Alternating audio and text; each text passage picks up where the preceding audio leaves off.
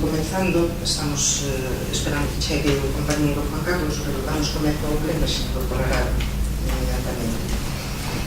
Bos días a todos e a todas. Comenzamos entonces esta sesión ordinaria do pleno co seguinte punto do orde do día. Primeiro, aprobar as actas dos plenos de data 13 do 1 do 19, que foi un pleno ordinario, a de data 1 do 4 do 19, que foi unha sesión extraordinaria, e a do 30 do 4 do 19 tamén unha sesión extraordinaria. Votos a favor? Pasamos ao segundo punto, que están aquí os decretos, que dar conta dos decretos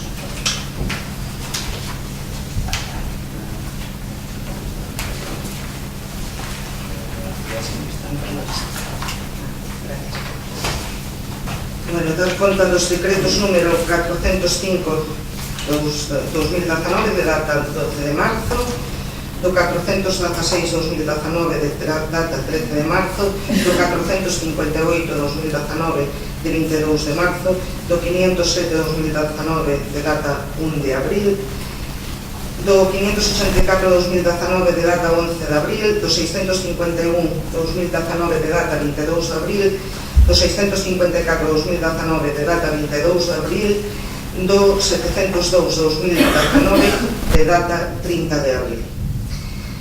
Pasamos ao cuarto punto, que é dar conta da liquidación do orzamento municipal do ano 2018, o decreto número 439/2019 do 20 de marzo. Entón, sí, hola, bo día.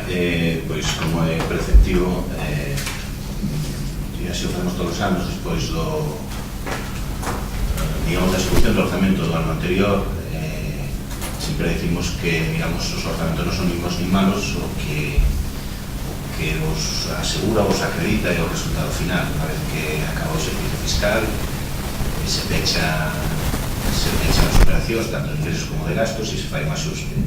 Eso se traduce nunha liquidación e unha presentación de contas que se rinde aquí diante deste Concello. E aí onde se ve, pois, digamos, a solvencia económica do Concello e a propia gestión económica do Concello. Simplemente detallarei unha serie de magnitudes para non alongarme. Bueno, a liquidación do resultado económico do exercicio sempre se fai, pois, como resumindo ou simplificando, como se fai en calquera economía doméstica. Hai uns ingresos, hai uns gastos, se integran e ese resultado pode ser negativo, positivo ou equilibrado. Se é negativo, significaría que o Concello gastou máis dos recursos dos que dispón. Eso tampouco ten por que ser malo, porque hai veces que por operacións interesantes para o Concello e a longo prazo, pois, onde unha administración pública se ten que endeudar así o estima a xestión municipal. Neste caso, bueno, nestes últimos anos, o Concello sempre traballou con recursos dos que dispón. En ningún caso, digamos, se generou deuda para o Concello, e así o veremos nos seguintes puntos. Despois hai unha serie de desviacións positivas ou negativas de financiación, que tampouco significa nada, porque despois se integra, pero que sí que hai que facer telas en conta para o resultado axustado final. Digamos, as desviacións positivas de financiación ascenden a casi 400.000 euros e as negativas a 1.096.000 euros. Financiamos con permanente positivo de tesorería do ano anterior, casi 3 millóns de euros que se integraron no orzamento do ano pasado. Traballamos na mesma línea na que nos traballamos nestes últimos anos, que se emprega no exercicio, neste caso no exercicio 2018, por permanente positivo de tesorería do ano inmediato anterior, fundamentalmente para integrar o capítulo 6 de obras, inversión, que se chama inversión. Solemos saber que ao longo do exercicio sempre traemos aquí varios expedientes de xeneración de crédito, créditos extraordinarios, fundamentalmente para dotar o capítulo 6, que é co que financiamos as obras que acomete o Concello. Estamos falando que no ano 2018 pues, xa viu casi 3 millóns de euros para gastos xerais. Aquí non se computan a utilización do remanente para gastos con financiación afectada. O resultado orzamentario do ano anterior como sempre digo, se parte no orzamento, enseña aprobado no ano ou prorrogado, dunha cantidade prevista de ingresos e unha cantidade prevista de gastos, pero despois, como consecuencia da aplicación dos remanentes de tesorería positivos, o resultado final, é dicir, o orzamento final do Concello para o ano pasado, por dereitos recoñecidos netos son 18.820.000 euros e as obrigas recoñecidas netas 18.213.000 euros. De aquí salen as desviacións positivas negativas, que son equivalentes porque sempre se cubren, e o veremos despois tamén no punto da orde do día, que fala da conta 1413. Digamos, esas desviacións negativas se complementan o ano siguiente con a aplicación dese remanente, e sempre a primeira operación que se fai precisamente para que non se genere unha débeda ou un gasto que non, para o cal non hai financiación. Por lo tanto, sempre o facemos así. Deste resultado orzamentario asustado se deriva o saldo positivo ou negativo final, que é o cálculo do remanente de tesorería, para o cal se teñen en conta os dereitos pendientes de cobro ao fin do exercicio, é dicir, que ingresos impositivos están pendientes de ingresar, enseña vía impositiva, enseña vía subvencións, as obrigas pendentes de pagos, sabemos que todos os anos a este concello e a calquera outro, das facturas que entran no exercicio inmediatamente anterior, normalmente, sobre todo a final de ano, non é imposible materialmente por o trámite administrativo que hai que facer o pagadas, normalmente quedan pendientes para o ano siguiente, e dai que falamos expedientes de reconocimiento extrajudicial de crédito, que este ano xa, se non recordo mal, xa debemos levar 3 ou 4, que é o que se fai para facer frente ás obrigas pendientes do exercicio inmediatamente anterior, e todos os anos é o primeiro que facemos para asegurar que os proveedores de servicios ou de obras digamos, cobren polo traballo que teñen feito, e sempre o facemos en primeiro lugar, antes de aplicar ningún remanente de tesorería ou unha nova inversión. E despois tamén se teñen en conta os fondos líquidos de tesorería a final do exercicio. O remanente de tesorería total a finales do ano 18 sería de 7.407.214,64. Evidentemente, este resultado hai que ajustalo con unha serie de parámetros. Fundamentalmente, dos dereitos pendientes de cobro se van minorando un porcentaxe por cada ano, desde o ano 4 anterior hasta o último ano, se estima un porcentaxe. Os dereitos pendientes de cobro de 4 anos para atrás se considera que non se van a cobrar, por lo tanto, se minora o remanente de tesorería nun 100%. Do ano inmediatamente anterior, o 50% se entende que non se van a cobrar. Tamén se minora o remanente de tesorería nese porcentaxe. Os dereitos do propio exercicio, un 0% se entende que se van a poder cobrar todos. Por lo tanto, se o remanente de tesorería total de 7.400.000 euros lle aplicamos os saldos de envío de cobro, é dicir, os dereitos do exercicio T-2 e anteriores con 100%, e esta cifra alcanza 923.431, hai que minorar esa cantidad. E despois os textos de financiación afectados en casi 72.000 euros. Por lo tanto, o remanente líquido de tesorería para gastos xerais para este exercicio 2018 é de 6.279.103 euros, que o que, digamos, permitirá a quien asuma a responsabilidade de gobernar este concello dentro de unhas semanas, en función do que así decidan os veciños das Pontes, contar con unha situación solvente perfectamente saneada para afrontar con tranquilidade o que pode vir por diante.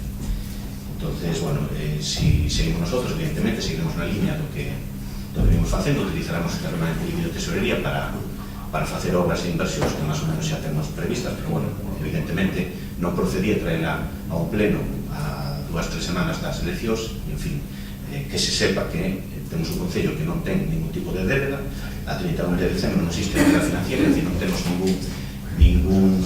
ninguna débeda con unha entidade privada, e si é certo que temos os préstamos que lle dá a Diputación da Coruña a todos os ayuntamientos da provincia, cada uno que lle toca, e que non computan en realidade como débeda. Por lo tanto,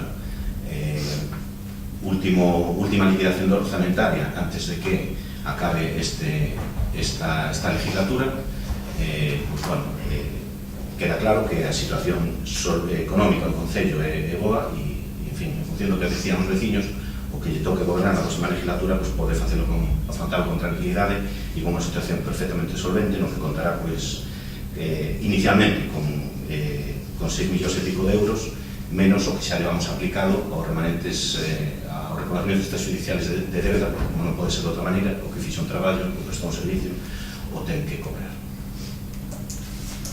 Ben, pasamos ao punto número 5, que é aprobar inicialmente o expediente de crédito extraordinario número 1/2019. Sí, pois, enfiando o que falábamos anteriormente, neste punto, o que vamos a facer é suplementar ben partidas que precisamente para afrontar esas obrigas pendentes do exercicio anterior pois esgotaron ou diminuíron algunhas partidas, ou dotar de crédito extraordinario, que é generar un crédito naquelas partidas que non existían. Con isto que conseguimos deixar o orzamento a pre, é dicir, dotalo, minorar ese remanente líquido de tesorería que decía de 6 millóns e pico de euros, poñemos as partidas como inicio, como si fora un de xaneiro, pola mesma razón. Primeiro, porque entendemos que debe ser así, as partidas que se detraeron algún crédito para poder facer frente a obrigas pendientes do ano pasado deben ser suplementadas e poñelas no seu saldo inicial, o que permitirá, pois, xa digo, ao final da legislatura, dentro de unhas semanas hai unhas eleccións, que veña ou que asuma a responsabilidade de gobernar este Concello terá os saldos iniciais das contas plenamente dotadas para poder facer frente ás súas obrigas. É dicir, este equipo de goberno, coa responsabilidade que nos caracteriza, o que facemos é deixar perfectamente saneada a economía local e as partidas perfectamente dotadas para que aqueles que os vecinos das Pontes decían que teñen que estar asumindo a responsabilidade de gobernar este Concello, pois non teñen ningún tipo de problema a hora de afrontar calquera tipo de obriga en calquera tipo de partida, ben seña de servicios sociais, ben seña de obras ou de calquera outro departamento. Vou decir nada máis que as partidas que se suplementan o fan por un importe sumado, tanto as de suplemento como de crédito extraordinario, por 297.655 euros. Sí, intervencións, Javier. Sí, xuntos. Sí, gustaríamos saber, buenos días.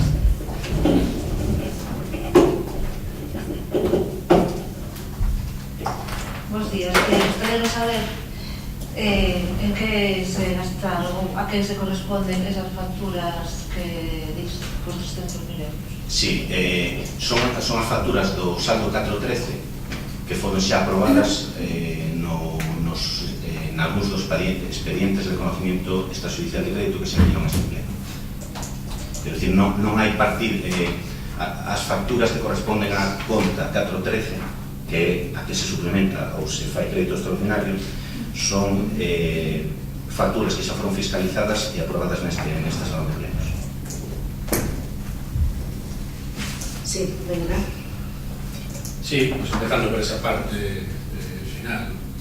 Non sei se é o procedimento correcto ou non, pero aprobar facturas e non ter consignación, non ter cartos para poder pagalas, pues, creo que non é a orde correcta, non? Quero dicir, fai uns plenos, estiveche desaprobando facturas, reconocimientos extrajudiciais de crédito, e o que facemos é poñer carto para poder pagalas, non? A pregunta sería, e se non houbera ese carto, como se podría facer, non? Quero dicir, en canto a orden de expedientes. Pero bueno, un tema técnico que a nós tampouco nos preocupa en exceso, non? Sobre todo tendo en conta pois a boa situación económica do Concello, da cal o concelleiro nos acaba de dar conta no punto anterior, non de exactamente ser curioso que ese decreto do que se nos dá conta hoxe, en maio, o día 10 de maio, o día 8 de maio, pois seña un decreto que é do 20 de marzo. Do 20 de marzo. É dicir, desde o 20 de marzo xa se sabía que a situación económica do Concello era boa, que había ese remanente, tuvemos plenos de abondo tamén hasta hoxe, pero escollese hoxe, o último pleno da legislatura, pois a 2 días de inicio de campaña electoral, para dar conta dele. Imagino que será a casualidade, ou será tamén un problema técnico, como das obras que non permite facelas antes e se acumulan todas na última parte. Un resultado bon, non? Acaba de decir aí, bueno, pues que nos quedamos con 6 millóns de euros de remanente e que podían ser máis, pero como non vamos a cobrar 1 millón, porque son saldos de dubidoso cobro, porque fai 4 anos que quedaron por aí, 1 millón de euros é unha cantidad importante, non? Pois xusto a cantidade da que está falando o Concello para a residencia de maiores. Non sei cal é o motivo, deben cobrarlos, non sei se en ese 1 millón de euros tamén está aquilo que non se lle reclamou a Endesa, a pesar de que o BNG presentou mocións, presentou justificacións, bueno, toda a documentación aquela que se nos foi pedindo, non sabemos nada do que pasou, igual están dentro dese millón, do que hai por aí. En calquera caso, un remanente importante tamén, pero que se ven a sumar ao resto de remanentes do resto dos anos, como ben comentaba xa o concelleiro, non? Prácticamente desde que o goberno PSOE houve sempre remanentes positivos, é dicir, o Concello gastou menos do que ingresou. Antes decía que tamén se pode gastar máis do que se ingresa, e que iso é bom a veces, porque se hai capacidade e hai que afrontar obrigas, pois debese facer, non? O que non entendemos é que poida quedar sin gastar cando hai obrigas que hai que atender e que todos coincidimos que son prioritarias e urgentes. Si en 12 anos, con remanentes positivos, non se puido executar, por exemplo, unha residencia de maiores, pois algo quere decir tamén aí da xestión, non só da xestión económica, sino da xestión no seu conxunto, xestión política. Claro, falamos dun remanente de 6 millóns de euros, e a pregunta sería, ben, e que? E que? Porque con remanentes levades, como digo, moitos anos, non? Esta xa foi unha das tabuas que nos enseñamos, pero mira, desde 2008 pasáchedes por 2 millóns, 5 millóns, 5 millóns, 4, 4, 3, 4, 4, 4, vades ahora en 6, e a verdade é que non hai residencia psiquiátrica, non hai chan industrial, non está o centro integrado para as persoas con discapacidade, podríamos seguir dando máis datos por aí, non? Co cal, o beneficio que ten para os veciños e veciñas das Pontes que o Concello teña remanente, pois non é moi claro, non está moi claro, porque obras fanse con independencia de que exista remanente ou non, porque hai financiación externa tamén e porque o propio Concello ten, non? Pero se ese remanente se fai, por exemplo, deixando sin gastar cartos para a reparación de viais no rural, pois non é un remanente moi positivo. É positivo porque é o signo que ten, positivo, pero non di moito do que facedes vos como xestión política, non? Que é, ao fin e ao cabo, polo que se nos ten que xulgar. Bueno, nos votamos en contra do reconocemento extrajudicial das facturas, e o que non vamos a facer agora é apoiarvos tamén en este trámite legal, non? Ainda que, bueno, entendemos que un trámite legal que hai que cumplir en función do que se acordou anteriormente. Como anteriormente o aprobachedes, hai que dar cobertura, nós non vamos a apoiar, pero vamos a estar. Ben, Kiko, como se pagarían as facturas se non houbera carto? Pois eso terásmo que explicar ti, porque desde que estamos gobernando nosotros, desde que gestionamos nosotros a economía local, ese problema non temos. Si é certo que cando chegamos aquí no 2007, durante un par de anos, tuvemos que facer frente a deudas da legislatura anterior, da corporación anterior. Entonces, si hai, pero xa foi aí tanto tempo que xa non recordarán como se pagaban facturas en carto. Xa digo, desde que chegamos nosotros, ese problema non temos. Porque a ver se agora vai ser un problema ter unha economía municipal saneada, dotada económicamente e que permitirá afrontar, digamos, os vindeiros anos e todos estes proxectos que te dixe algún máis, digamos, con garantías de solvencia sin ter que endebedar o Concello. Eso, non sei como verán os veciños, desde logo, desde o noso punto de vista, vémolo como algo positivo. É dicir, o remanente líquido positivo, temos cartos para afrontar os vindeiros anos con solvencia e para poder afrontar os diferentes proxectos que te citas e algún máis con solvencia e sin ter que endebedarnos. Entón, bueno, os veciños xulgarán nas próximas semanas e veremos se isto é bom ou é malo. Desde logo, nosotros, si seguimos aquí, seguiremos aplicando esta política económica responsable que permite ter un concello saneado e que permite afrontar os proxectos con solvencia. Bueno, o que acabas de decir, podíalo decir perfectamente no 2008, que xa tiñades tamén remanente, ou no 2009, que tamén tiñades 5 millóns de remanente. Por lo tanto, a pregunta é, no 2009 non era necesaria unha residencia de maiores? No 2009 non era necesaria chan industrial?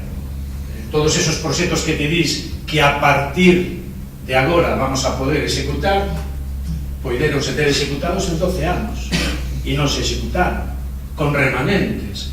Ou é que é agora, na víspera destas eleccións municipais, cando hai que adquirir o compromiso ou facer a promesa de que se vai executar o que se puido ter executado porque hai carto, porque a situación económica é boa, o que se puido ter executado en 12 anos e non se fixo? Esa é a pregunta. Sí, non teño ningún inconveniente en contestar esa pregunta. Evidentemente, ese tipo de proxectos, como por exemplo o geriátrico que tanto utilizades vosotros demagóxicamente, tamén, evidentemente, tamén se pudo facer antes cando gobernadores vos, e decidiste facer outra serie de investimentos, como por exemplo a Casa de Enerxía, que non digo que non seña útil, ou as vivendas de convivencia interxeracional, o centro de día, que non digo que non señan útiles, pero creo que coincidimos todos os que estamos aquí presentes que sería moito máis útil unha residencia xeriátrica para este povo. Vosotros non a fixestes e nosotros temos a intención, o proxecto e digamos, a solvencia económica para poder afrontarlo. Si é obvio e non se escapa naide que este tipo de proxectos non se fan dun día para outro, xa sei que podedes decir que levamos o tempo suficiente para poder afrontarlo, pero que non é tan sinxelo. O que é evidente e o que non quero que pensen os veciños das Pontes é que resulta que se nos acordou agora facer ese tipo de proxectos. Este tipo de proxectos se leva traballando neles moitos anos e a súa preparación, xestión e execución leva anos, pero se o que si é certo, me dá que por aí vosotros vos empezastes a interesar por a residencia xeriátrica e a buscar firmas e fazer outro tipo de cuestións é porque vedes a inminencia da execución do proxecto e por eso pois, imagino que vos querades sumar a él e os benvidos señades vosotros e o resto dos compañeros aquí sentados, porque entendemos todos os aquí presentes que é algo fundamental para o Concello e evidentemente nosotros como proxecto é algo cuxa digamos materialización é inminente e se seguimos aquí nos vindeiros meses pois se verá. Ben, pasamos a votación. Votos a favor da propuesta. Que se me olvidou, simplemente decir que nos abstemos porque tamén nos tiramos nas facturas, como dixetes que eran xa as que teníamos que hacer.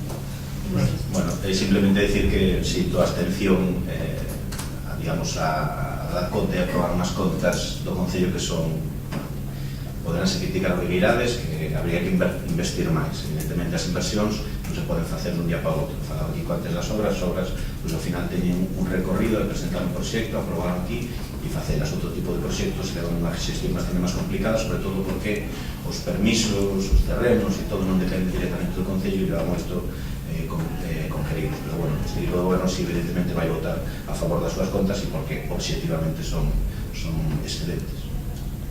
Perdón, pero estamos... Sí, solo... Acabamos. No, pero preguntar, é dicir, aprobar contas. Nos non, en este punto non se trata de aprobar conta ninguna, non? No, é aprobar a conta 413. É aprobar a conta 413. O expediente de crédito... Aprobar a conta 413. O anterior foi dar conta. Dar conta, e agora estamos aprobando a conta 413 que trae causa de todo isto que van falando aquí uns minutos. Procedemos á votación. Votos a favor? En contra? Abstencións? Gracias. Pasamos ao punto número 6, que é aprobar a bonificación no IBI urbano a nome da Asociación de Veciños a Choupana. Sí, neste caso trátase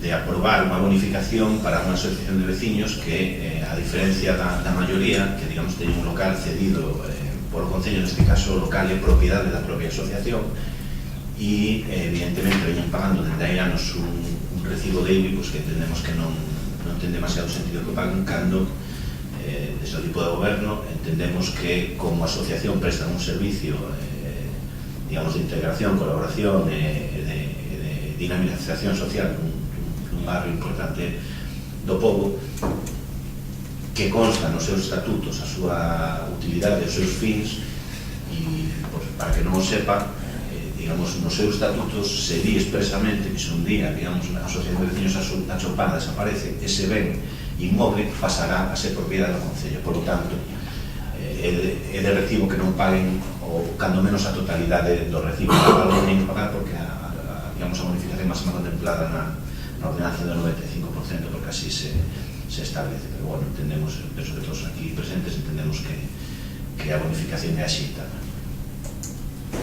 Intervencións, Javier? O meu voto vai ser a favor, pero sí que quero darlles un tirón de ollo ao equipo de goberno, no sentido de que no informe os propios técnicos informan de que habría que regular os supostos e non crear unha inseguridade xurídica noutras asociacións ou noutras agrupacións que poidan verse afectadas.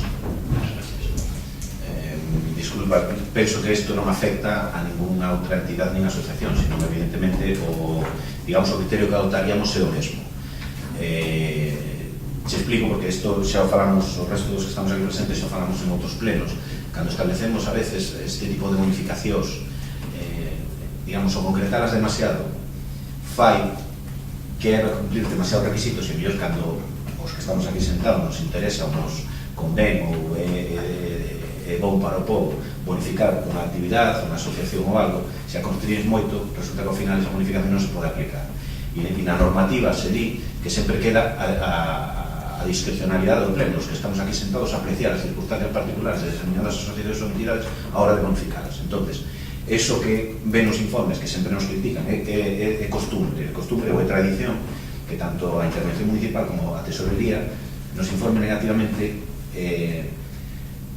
este tipo de bonificacións, precisamente porque conscientemente, cando aprobamos as bonificacións, deixamos un marxen de discrecionalidade de apreciación por parte dos que estamos aquí sentados para poder decidir se a determinada entidade ou asociación lle corresponde unha bonificación. Por lo tanto, agora e ao futuro, este tipo de informes van a seguir sendo negativos, pero este tipo de goberno entende que ao pleno lle corresponde deixar ou contar con algún marxen discrecional para apreciar as circunstancias específicas ou interesantes para o povo de determinadas asociacións ou entidades. Por eso é así e é así sempre. Sí, xuntas? Sí, podes decir canto pagan de IBI esta asociación? Non sei, non conozo o recibo.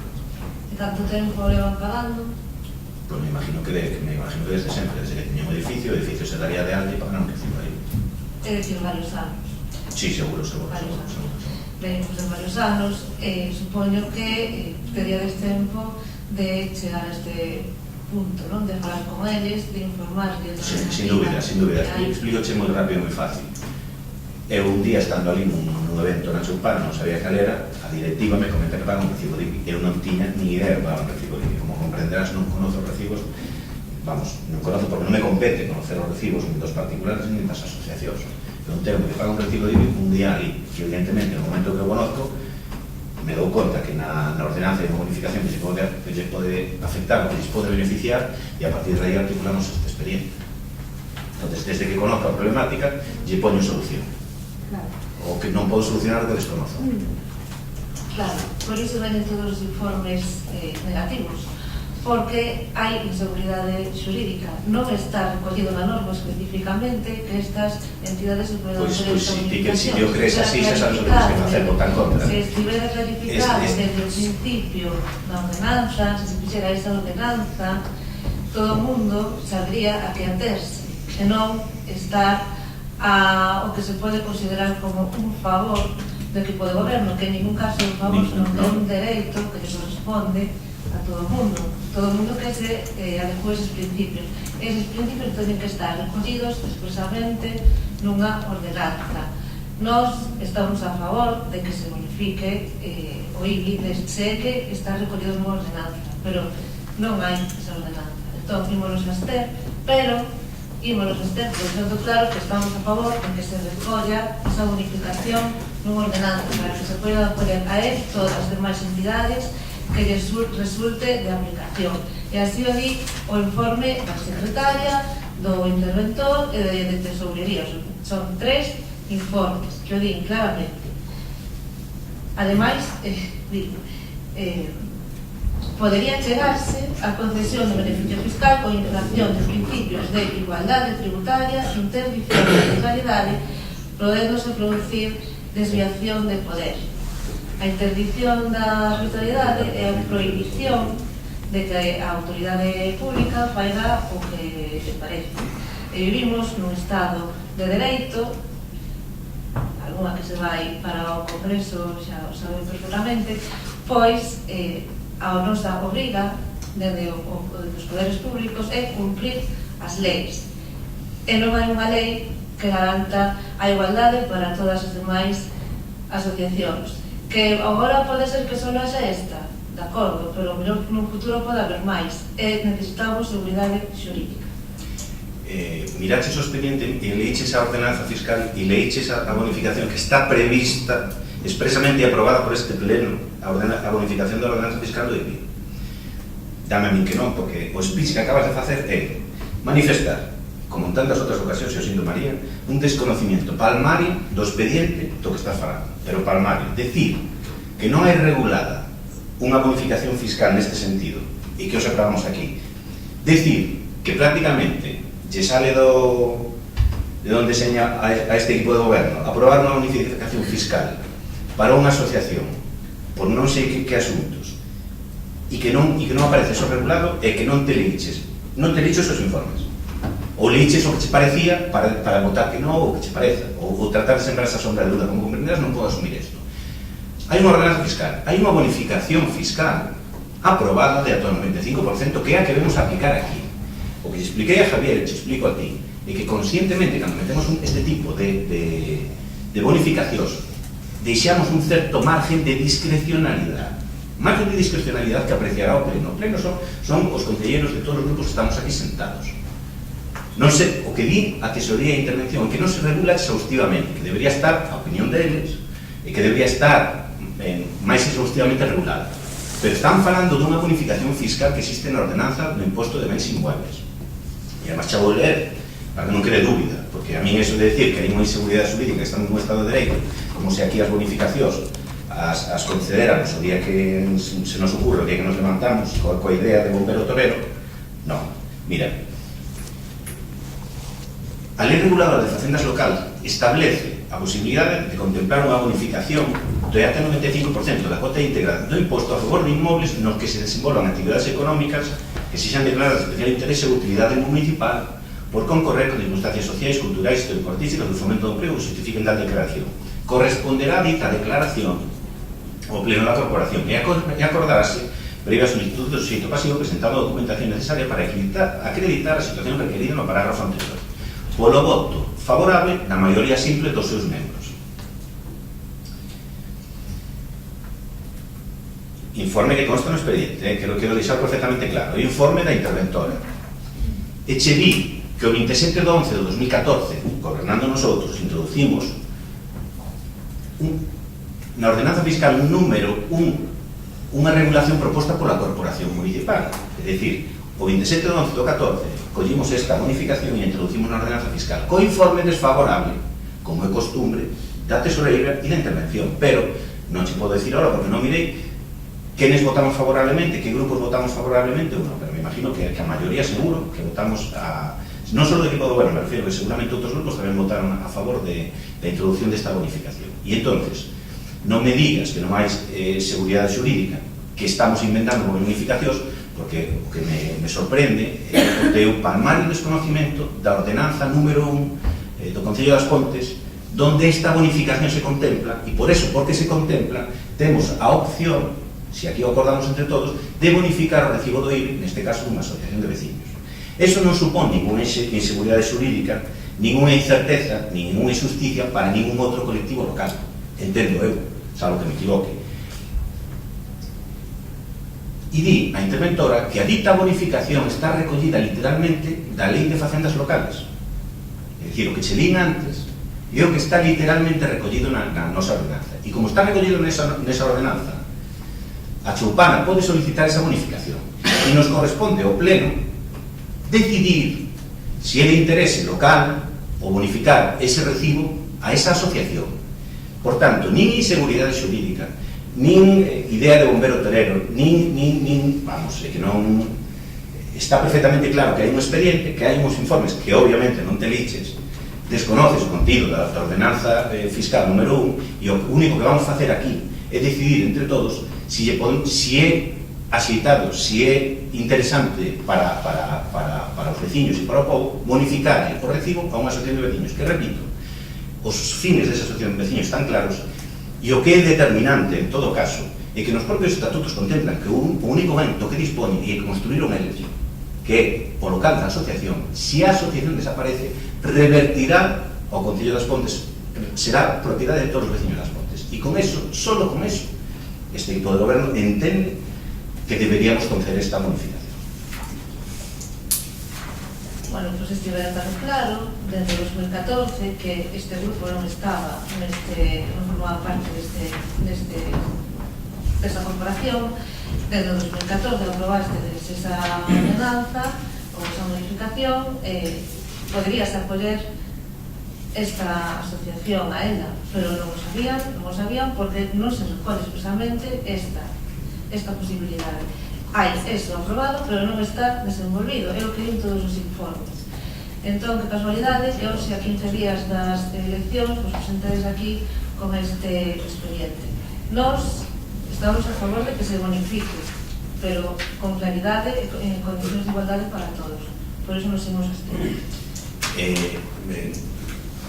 É que non admito que nosotros manipulemos expedientes. Mira, o expediente e a miña providencia debe ser xa de xaneiro ou febreiro.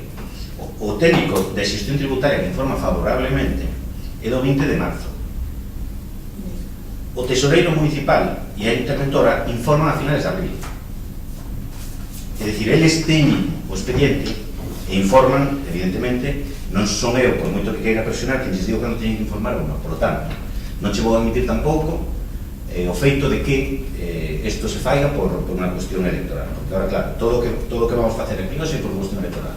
Xa veremos quen fai máis campaña electoral xa aquí, se nosotros ou vosotros, porque isto é un traballo de 4 anos ou de máis anos. Non hai, por moito que queramos apurar para aprobar os anos na última hora, eso non, normalmente non funciona. E che digo, traemos aquí un expediente que ti me dixes, eles non sabían. Non sabe unha concelleira, vai non saber unha directiva dunha asociación de veciños. Non sabe unha concelleira que existe unha bonificación na ordenanza do IBI, porque demostraches que non sabías que existía esta ordenanza. Acabas de decir, pouco menos, que vamos a aprobar algo que non existe na ordenanza fiscal, e te acabo de acreditar que está aprobada neste salón de plenos do ano 14.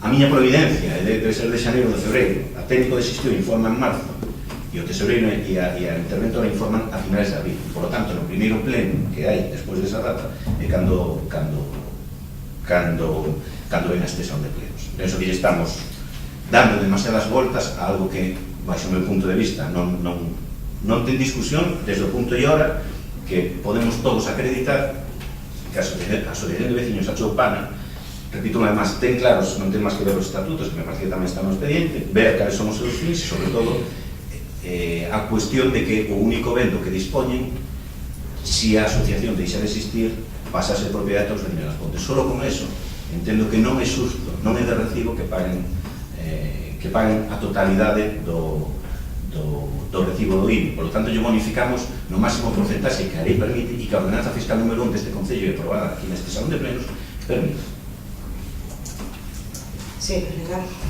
Non, só quería aclarar un punto, xa, para rematar, que eu non estou facendo campaña electoral porque non represento as eleccións, punto número 1, e punto número 2, eu non estou gobernando, por lo tanto, non é miña obriga coñecer eses documentos a un milímetro como a ti, senón que simplemente estou aquí desempenando unha labor de apoio aos veciños e as veciñas. Discrepo, quero dicir, os documentos temos que conocer todos, e precisamente eu, porque os conozco, cando son consciente da situación, propoño unha solución. Non é que eu me invente nada, nin que vaya buscando axustar as cousas a cando me queda a mí.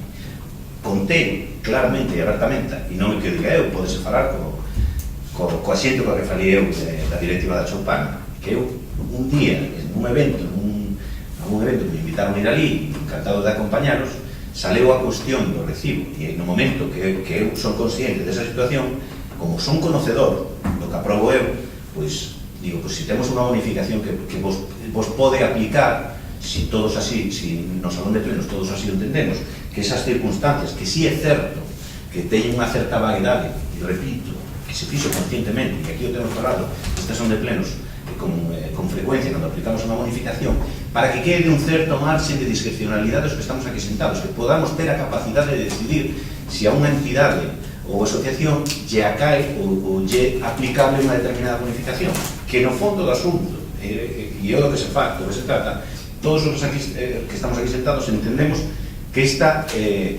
bonificación é a caída para este caso, e por eso traigo aquí, e o que me sorprende tanta discusión para unha cousa que entendemos que palmaria para o meu punto de vista.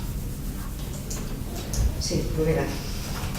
Nos imos votar a favor, porque no 2014 votamos a favor tamén da modificación da ordenanza, porque no 2011 xa proponíamos nos esa modificación, esa e outras ordenanzas fiscais. Para que? Pois, entre outros aspectos, para que ese remanente do que acabamos de falar antes tivera unha repercusión directa nos veciños e veciñas. Decíamos, se ingresas demais, cando menos non cobres demais. É dicir, podemos repercutirle directamente aos veciños esa boa situación económica facendo bonificacións. Esa foi a proposta que fixéramos nós en novembro de 2011, que despois tuvo que esperar 4 anos para aprobarse no 2014. Si é certo tamén que discutíamos sobre a falta de regulación deste aspecto e nos decíamos que aí podíamos ter algún risco e mencionábamos concretamente que este tipo de bonificación tamén a pode pedir unha empresa como Endesa, porque entende que a súa actividade económica é importante para o Concello das Pontes. Tamén é certo que falamos que seríamos nós, despois no salón de plenos, que les diríamos se o entendemos así ou non. Nós tamén decíamos que a veces os argumentos hai nos que retorcer ben. Algún tipo de regulación se podría facer para evitar esa posibilidade de Endesa. Pero bueno, nós vamos a votar a favor, porque estamos de acordo tamén con este tipo de bonificación, non só para entidades veciñais, para cualquier tipo de entidade ou particulares que poidan ter ese interés social, cultural, económico que recolle a propia ordenanza e a propia legislación. O que sí, bueno, antes o representante do PP decía que vos iba a dar un tirón de orellas, nós non vamos a chegar á agresión física, o que sí podemos comentar é que a solicitude desta bonificación foi do 4 do 10 do 2018. 4 do 10 do 2018. Estamos en maio do 2019 e é cando se vai a aprobar. Nos entendemos que este expediente era bastante máis simple que todo isto e se podría ter tramitado coa mesma axilidade, por exemplo, que un expediente que tedes nos decretos que dades conta, donde se inicia, como di Toni, a súa providencia, se inicia o 11 do 4 do 2019, infórmase o 23 do 4 do 2019, faise a proposta de gasto o 26 do 4 do 2019 e contrátase o 29 de abril. É dicir, en 15 días fíxose todo o expediente. Aquí pues vamos para 7 meses. Entendemos que sí se debe de licitar e en todo caso temos discutido varias veces o concelleiro, a parte responsable política, é a que debe de impulsar os servicios e é a que debe de estar tamén xestionando esos servicios. A responsabilidade do concelleiro, sobre todo do concelleiro do goberno ou da concelleira do goberno, non é só vir aos plenos e dar conta ou explicar a súa visión, sino que no día a día, e sobre todo cando se ten dedicación exclusiva, no día a día debe de preocuparse dos servicios e, entre outras cosas, dos expedientes tamén que se tramitan. Por lo tanto, nos entendemos que 7 meses para a tramitación deste é excesivo. Podes ter razón, en calquera caso eu manteño neste caso coa Choupana unha comunicación frecuente, sobre todo a raíz deste tema, e xa no seu momento falamos que iba a ser, e sabedes por qué, iba a ser difícil ou prácticamente imposible aplicar a bonificación ao ano anterior, porque sabedes o que eso significa. Ten que quedar todo listo no ano do devengo, ou no momento do devengo do imposto, que é o 1 de xaneiro, o cal sabíamos e sabían, e así yo transmití, que o ano anterior non chegábamos a tempo. E tamén lles expliquei que no ano en exercicio, en curso, no momento que se aproba a bonificación, se les aplica automáticamente. En ese sentido, tiñan toda a información. Con respecto ao que decías antes, concordo perfectamente contigo, porque cando planificamos esta bonificación, e quero recordar que nestes anos implementamos bonificacións, as legais prácticamente todas, en todas as ordenanzas onde así non o permite a lei de facendas locais, corríamos o risco de que se presentaran empresas privadas nas que podemos concordar que o espírito da bonificación reflexado na ordenanza non lles afecta, ou non é ese o interés ou o sentido. E, por lo tanto, por eso hai un marxen de discrecionalidade que debemos ter, eu entendo que políticamente, ainda que nestes últimos anos o marxen de discrecionalidade política se reduciu prácticamente ao mínimo, chegando casi hasta un punto de que os políticos a nivel administrativo, pues, cada vez nos queda menos marxen de decisión ou de gestión, pois dentro do que a nosotros podemos a hora de propoñer esta sesión de plenos, vimos que sempre nos ten que dar un marxen de discrecionalidade para poder decidir ou apreciar as peculiaridades ou o interesante que é unha asociación ou unha entidade con respecto a unha empresa privada. Ben, procedemos entonces a votación. Votos a favor da bonificación do IBI. En contra? Abstencións? Pasamos ao punto número 7, que é aprobar a bonificación do inicio, en este caso a asociación Adiante. Bueno, en este caso trátase dunha bonificación dunha obra realizada por la asociación Adiante. Neste caso os informes son todos positivos, entendemos e conocemos, e todos aquí presentes podemos concordar no interese na extraordinaria labor que presta a asociación Adiante, non só neste concello, sino para a comarca. Asociación que, por certo, vai ampliar os seus, digamos, os servicios que presta a toda a sociedade a outro tipo de ámbitos que xa veremos máis adiante, e, polo tanto, entendo que, se no outro caso non había dúbida, neste caso ainda menos, porque ademais aquí os informes son favorables, ainda que eu pensei que tamén iban vir en contra, porque a bonificación é presentada antes de realizar a obra e non fixeron, por tanto, se escolou, pero se non, vamos, nos ven negativo exactamente igual. E ainda que me llega negativo, entendo que non cabe ninguna dúbida de que hai que bonificar a asociación, porque, vamos, non vou estenderme máis, pero a labor que presta é indubidada. Sí, Javier. Xuntas? General? Pues procedemos á votación. Votos a favor? Unanimidade. Ben, pasamos ao punto número 8, que son mocións, e concretamente creo recordar que había unha aquí, presentada por Xuntos Polas Pontes, que xa fora presentada nun pleno anterior, no anterior pleno ordinario, e se vos pedira que a retirarades porque había que estudiara e poñer os servicios técnicos a traballar sobre esta posibilidade que plantexaba esa moción. Vou a repetirche a mesma proposta, tamén neste caso, retirala unha vez máis, porque sí que están os servicios a traballar sobre isto, pero non houve tempo material para desarrollar este estudio, ver a viabilidade de levala a cabo. Por lo tanto, pidovos unha vez máis que a retiredes e retomala máis adiante, se o creedes oportuno.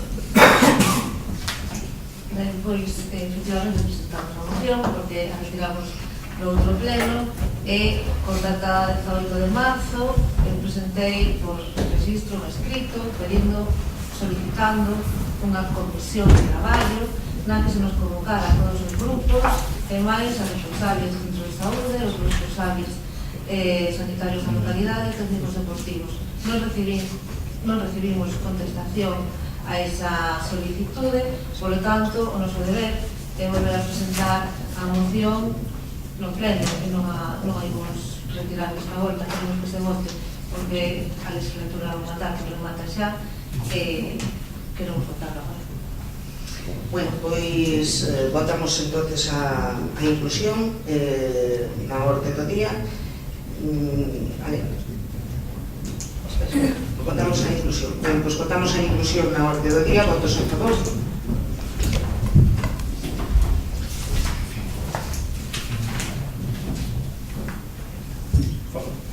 Sí. Bueno, buenos días.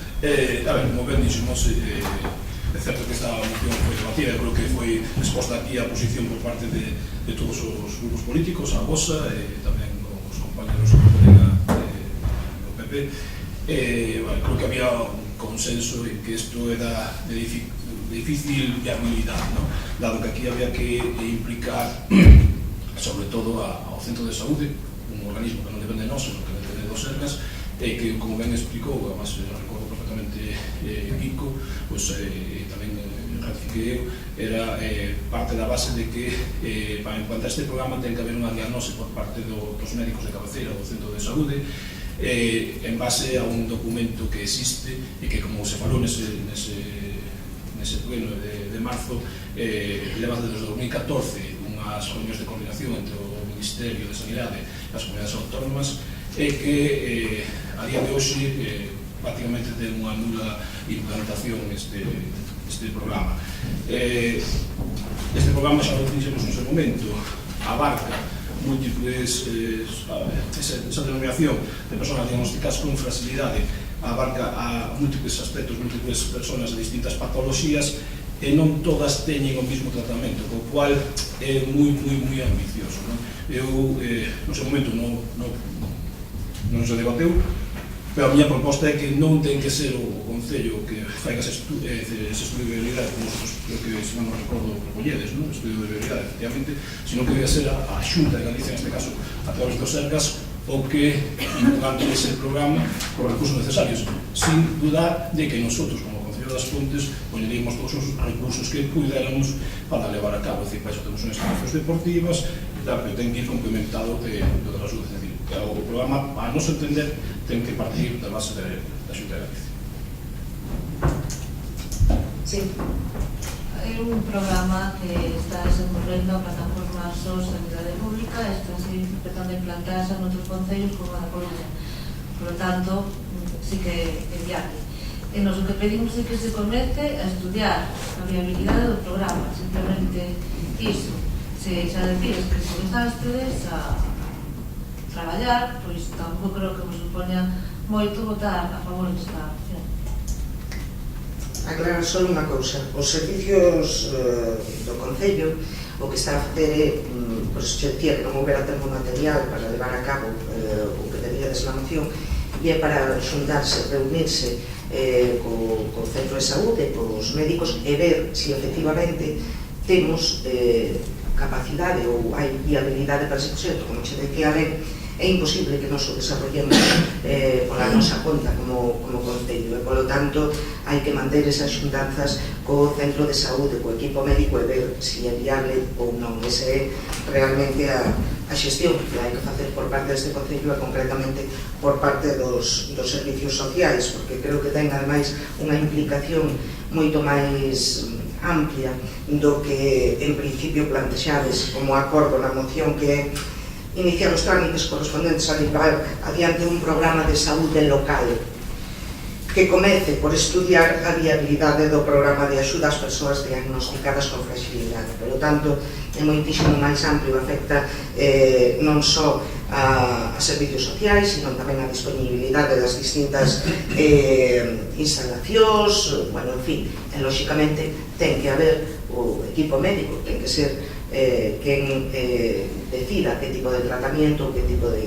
Nos, por suposto, estaría que estamos como Concello dispostos a axudar e botar unha mão e poñer a disposición todos os medios que foran necesarios no caso de que alguén, algún veciño ou alguna veciña das Pontes precisara deste servicio, pero lóxicamente non podemos poñer en marcha nos como Concello un plan en este sentido. Ten que ser, como moi ben apuntaba Len, ten que ser lóxicamente a Xunta de Galicia. Decirvos algo que non ten nada que ver ca moción, pero sí ten relación. Hai servicios moi importantes que teñen creo, ou deberían de ter unha prioridade absoluta, e decirvos que hoy concretamente o alcalde está a traballar precisamente nunha xuntanza para ver se somos capaces de conseguir que os cuidados paliativos a domicilio, concretamente xa na residencia en Ferrol, pero sobre todo no ámbito do Concello das Pontes, tamén se poidan levar a cabo dende aquí, dentro do Centro de Saúde. Creo que é algo moi importante porque xa se está a facer en Ferrol e en Narón, pero nas Pontes non se está a facer.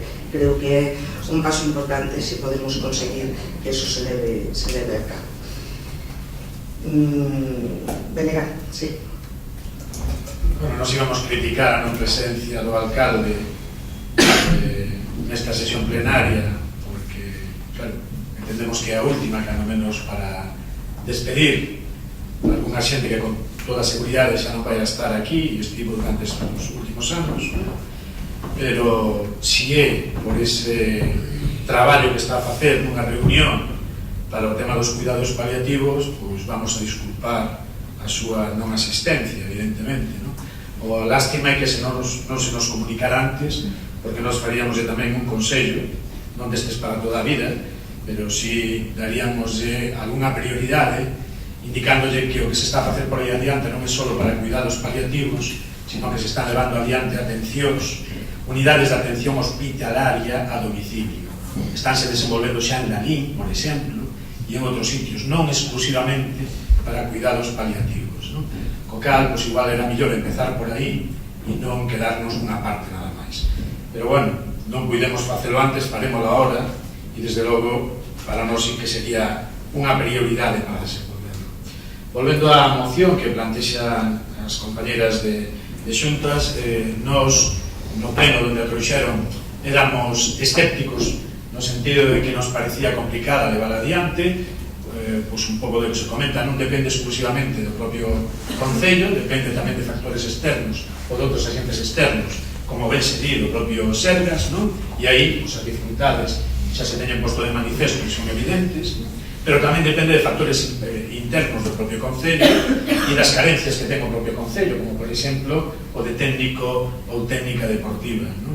Levamos anos sin ela, levamos anos desde que se tomou a decisión de primeiro despedir a persoa que ocupaba esa plaza e segundo anular esa plaza e proceder á contratación externa polo doble de precio, o doble de custo que tiña anteriormente. E a verdade é que hoxe a xente que vai ao gimnasio municipal, na piscina, por exemplo, a facer algo de actividade deportiva, pois non ten un técnico que poida estar asesorando, controlando a actividade que desenvolva. Logo, temos deficiencias importantes tamén do propio Concello para poder levar adiante a vosa proposta. En calquera caso, entendemos que é unha proposta que o que pretende que o Concello inicie un estudio. As conclusións dese estudio poden ser, pois, precisamente, que non depende exclusivamente do Concello e que deberíamos de acudir a outras administracións para reclamar ese tipo de programa. Nos, con eso, teríamos unha documentación que nos serviría de base para poderlo facer. E ainda que somos escépticos tamén nas acordos que se toman en este pleno, no sentido de que as mocións que despois se aproban, sobre todo as que teñen propostas pola oposición, dificilmente se les dá continuidade, e podemos falar de moitas, non, de algunhas das que se nos aprobaron a nós, algunhas delas onde se quedou tamén de facer estudos xa desde fai meses e a data de hoxe non conocemos nada delo, pero, por un voto de confianza e tendo en conta a intencionalidade que pretende esta moción, nos vamos a votar a favor. Ben, pois nos imos a votar en contra tamén por esos motivos que vos explicaba con anterioridade. Creo que vamos a ver, vamos a poñernos en contacto igualmente co centro de saúde e plantexar para ver se é viable ou non leválo a cabo, pero en tanto tal e como plantexades o acordo que plantexades na moción, polo de momento ímolo votar en contra. Isto non quere decir que un tempo, unha vez pasadas as eleccións, o seguinte grupo de goberno que se encontre aquí que retome esta moción ou esta idea e ver se efectivamente é viable, dende logo, repito, poñer dentro do Concello todas as posibilidades coas que conta, xa sexa no ámbito deportivo, como decía Kiko, que sí hai posibilidades, ainda que non haxa ese técnico deportivo ao que facía referencia, pero todos os medios dos que dispoña o Concello poñelos a disposición no suposto de que efectivamente por parte dos SERCAS e por parte, neste caso do Centro de Saúde, dos especialistas ou dos médicos do Centro de Saúde vexan se efectivamente é viable, se pode levar a cabo este programa. Votos a favor? En contra? Hai todos a favor. Hai todos a favor. Repetimos a votación. Sí. Votos a favor. En contra. Abstencións. Gracias. Ben, pasamos ao seguinte punto da orde do día, que é propia pregunta, se non me equivoco, non sei. Sí. Bueno, pois pasamos ao apartado de rolas e preguntas. Javier, esa palabra. Había dos preguntas escritas. Sí. ¿Quieres contestar? Sí, entonces teñen prioridade. Son estas. Pois son dúas preguntas de xuntos correspondes tamén. E pregunta que no pleno ordinario de marzo o concelleiro responsable de urbanismo asegurou que xa existía un prezo de venta para as parcelas do Hospitalillo Contigo no poboado das Veigas, propiedade do momento de Endesa. Cal é o precio das parcelas? Cal sería o importe mensual a abonar por parte do concello no caso de que se acordase unha lugar con opción de venda? E cando se materializaría ese contrato? Ben, precisamente ten todo o sentido do mundo a pregunta, e evidentemente sabemos o prezo, sabemos todo isto que preguntas aquí por lo que falábamos antes, é dicir, nosotros temos o proxecto de facer a residencia pediátrica municipal nesa parcela da que ti preguntas, e polo tanto levamos anos traballando para poder conquerir eso. Por que é un contrato de alugueiro con opción a venta? Pois porque, como sabemos, o ámbito do poboado das Veigas está afectado por unha modificación puntual precisamente para poder permitir a parcelación e venta das vivendas por parte da propiedade dos seus actuales inquilinos. Sabemos todos que aquí a finales de marzo deste ano aprobamos a modificación puntual de normas con carácter provisional, falta a aprobación definitiva que depende da Dirección Xeral de Urbanismo da Xunta de Galicia.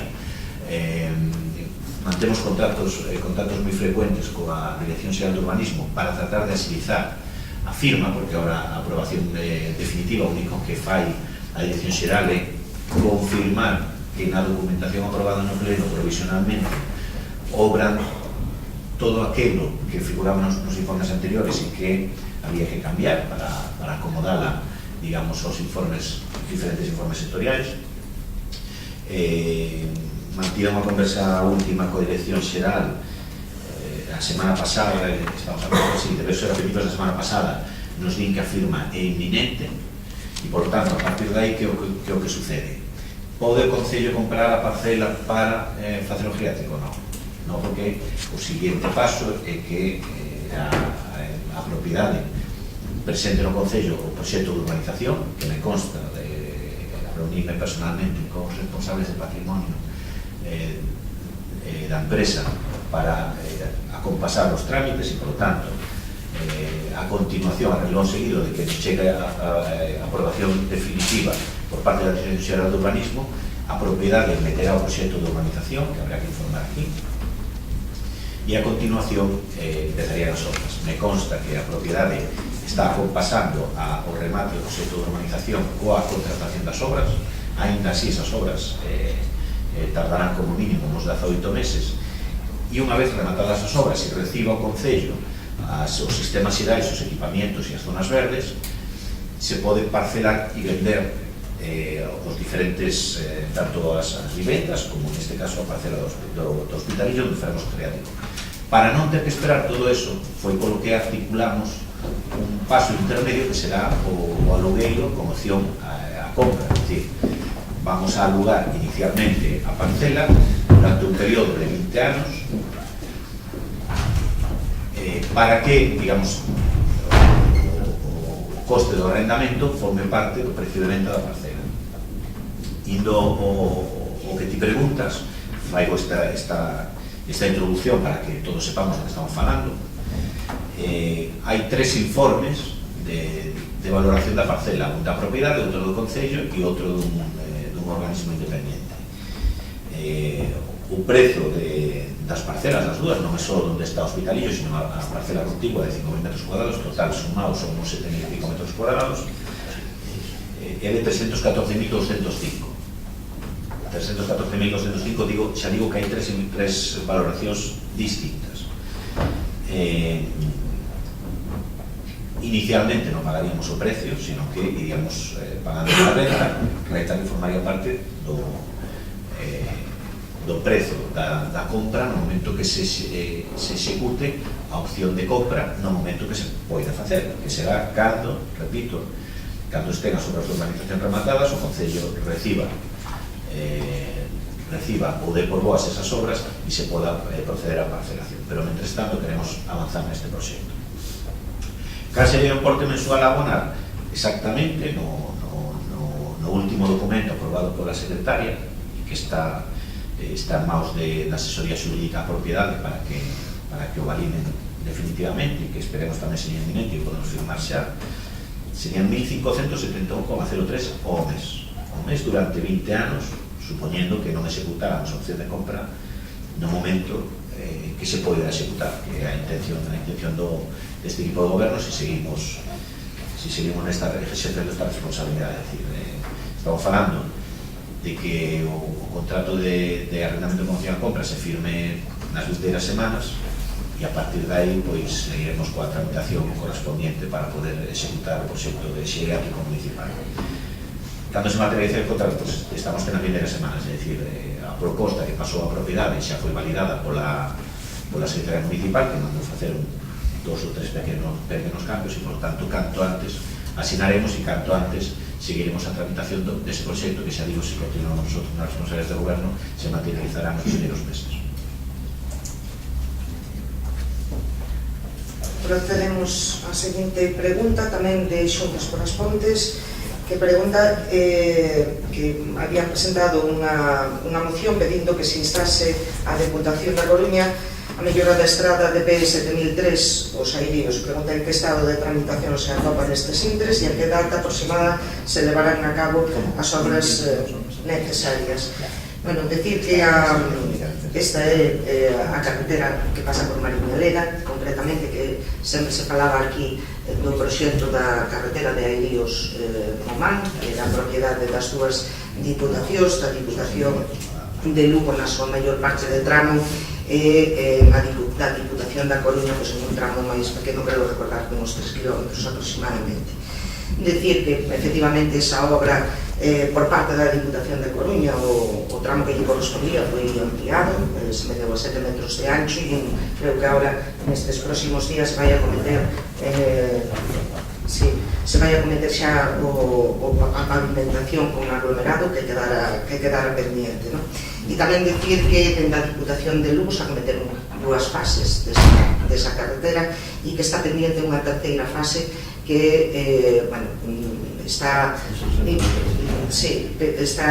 para dar comezo, pero tamén é certo que falta chegar a acordo con un propietario en concreto e que esperan en breve ter ese acordo. Respecto do tramo que facedes mención de Mariñaleda, unha vez rematados todos estes tramos que tuvo que facer a Diputación da Coruña, ten agora mesmo en proxecto en estudio o proxecto para tamén acometer a mellora dese tramo que ven por fora do polígono e que pasa por Mariñaleda, para ampliación tamén do tramo e mellora para conectar directamente abaixo coa última rotonda do polígono dos Airíos.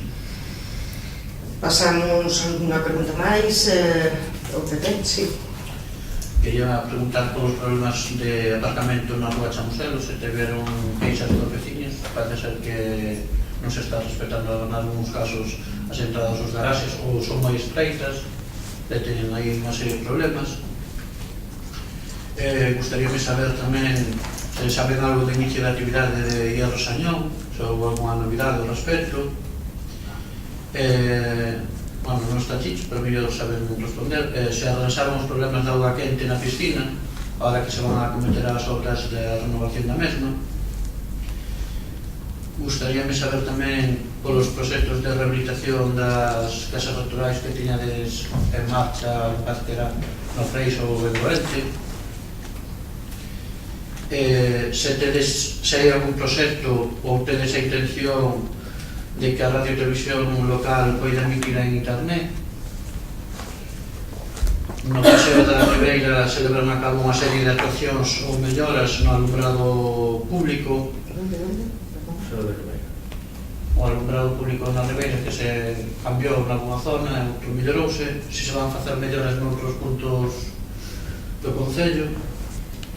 Sobre a parada técnica ou estado baixo mínimos de Lesa se desinformou dende a empresa do Concello e que a repercusión vai ter nos veciños. Sobre a visita que recibiron hai uns meses de técnicos das Serpes, se hai alguna novidade ao respecto, se lles plantexaron daquela alguna opción de chan industrial ou era simplemente ampliación de Pena Porreira. Quería saber tamén sobre os problemas de limpeza na zona da feira, os días de feira, que se fai ao respecto e que sería o responsable de velar de que quede todo ben recollido o limpo. Bueno, pues vou empezar pola última e vamos a ver se somos capaces de ir contestando os distintos concelleiros. Respecto á limpeza dos días de feira, efectivamente é unha batalla continua que temos cos propios feirantes, coa xente que ven a comer, non? Cando se les pasa todos os días de feira a cobrar o posto, e xa cando se les permite a instalación do posto, cando a primeira vez que se poñe ou cando chega, o que se les di é que teñen que deixar o espacio totalmente limpo, libre de calquer tipo de caixa, papel, plástico ou demais. É certo que se vigila e se comproba por parte tanto da policía local como da persoa responsable traballador deste concello da feira. Pero tamén é certo que na última feira, concretamente, pois non pasou así. E podemos comprobar como efectivamente moitos dos feirantes deixaron caixas, deixaron plásticos e papéis. Hai que dicir que a persoa responsable de cubrir a feira pois pasa a outra situación, é unha persoa que deixa de prestar servicios neste concello, pasa creo que xa a xubilación e, polo tanto, hai que reorganizar o servicio e poñer a unha persoa do concello para que vixile este controlando todos os postos, non? Foi algo puntual, en calquer caso tamén é certo que hai que volver a pasar unha circular ou unha notificación a todos os feirantes para que manteñamos espacios limpios e os deixen limpios e, como digo, poñer unha persoa que sustitúa a persoa que se xubila para que poida atender a feira e vigile e controle que efectivamente eso quede en perfecto estado, a sociedade lógica de uso, pero desde logo non con residuos ou con caixas ou bolsas como aconteceu na pasada feira. Respecto dos técnicos de SEPES que falabas, efectivamente os contactos con SEPES se mantiveron, se están a manter, se les enviou toda a documentación respecto dos terrenos de Penapurreira para ver a posibilidade da ampliación de solo industrial en esa zona. Os técnicos efectivamente viñeron, mantuvemos unha xuntanza con eles e estamos esperando un pouco o estudio para ver, claro, eles o que pretenden é saber o coste do desarrollo dese suelo industrial para ver se é asumible ou non, non? E, bueno, será un deses traballos que hai que continuar, eso de lo que tenemos que estar moi encima e moi preto tanto do Ministerio como da propia SEPES para poder chegar a acordos e ser capaces de desarrollar máis solo industrial. Do Paseo da Ribeira, que che conteste Castro. Do Paseo da Ribeira, trátase de pasar a lei e reducir o consumo todo o posible en todas as instalacións do Concello. Seguiremos con eso. En cuanto ao Somoselo, hai a queixa dun paisano, dun home, que se lle aparcan, ele ten o garaxe interno, ten unha cancela, se lle aparcan donde todo o aparcamento está feito, non lle deixan salir o coche. Entón, xa tratamos de remediarlo. Vai se reducir un pouco o aparcamento para que lle poida abrir a porta para que entre normal. Depois hai unha particular que quere tamén unha pequena pendencia para poder entrar na casa. Non estamos vendo.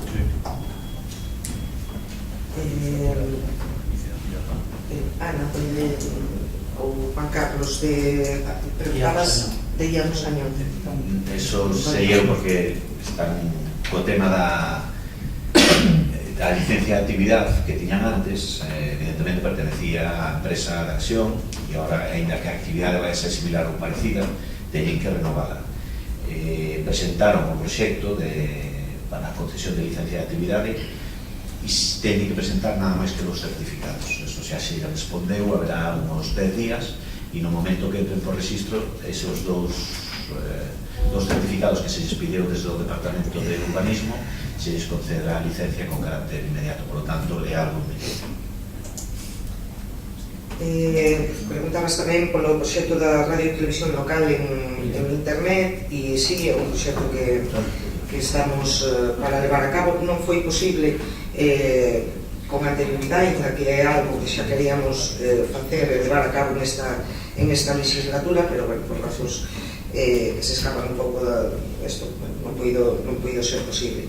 Pero, en calquer caso, a intención é esa, poder emitir a través de internet, de un servidor, con as condicións de que todo o mundo poida, a través de internet, acceder á televisión local e os archivos, que se poidan agradar máis os archivos, como o caso dos plenos, por exemplo, e tamén a radio local. Non sei se me olvida algo. Das casas rectorais. Das casas rectorais, efectivamente, bueno, un proxecto moi ambicioso. Sei que se comunicou da Casa de Goente, non? Que era tamén pertenecía a diócesis. Sí, non está preguntando por eso, no, pero da Casa sí, de... pero esa é que me acordo que pero así trasladamos a información aos compañeros do pleno e tamén a veciñanza. Si hai un acordo pechado, sabedes que As Pontes é un caso peculiar que pertenece, según que parroquia, a diócesis Mondoñedo Ferrol ou a de Santiago. Pertenecen as de Santiago, as parroquias que a principios dos 80 viñeron, digamos, pasando o Concello da Capela a Concello das Pontes.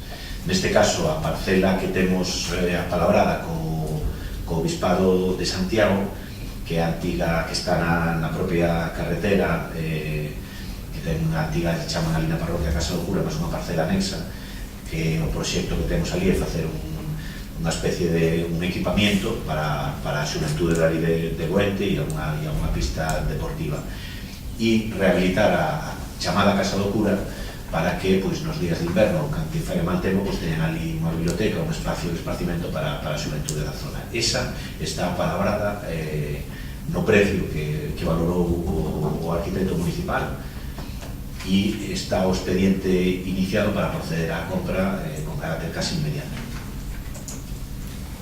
Respecto das outras, era porque tiña a colación, porque é tamén unha das casas que había que tratar e das que se estuvo a falar e a tratar estes últimos tempos, tanto coa diócesis de Santiago como coa de Mondoñedo, respecto de outras.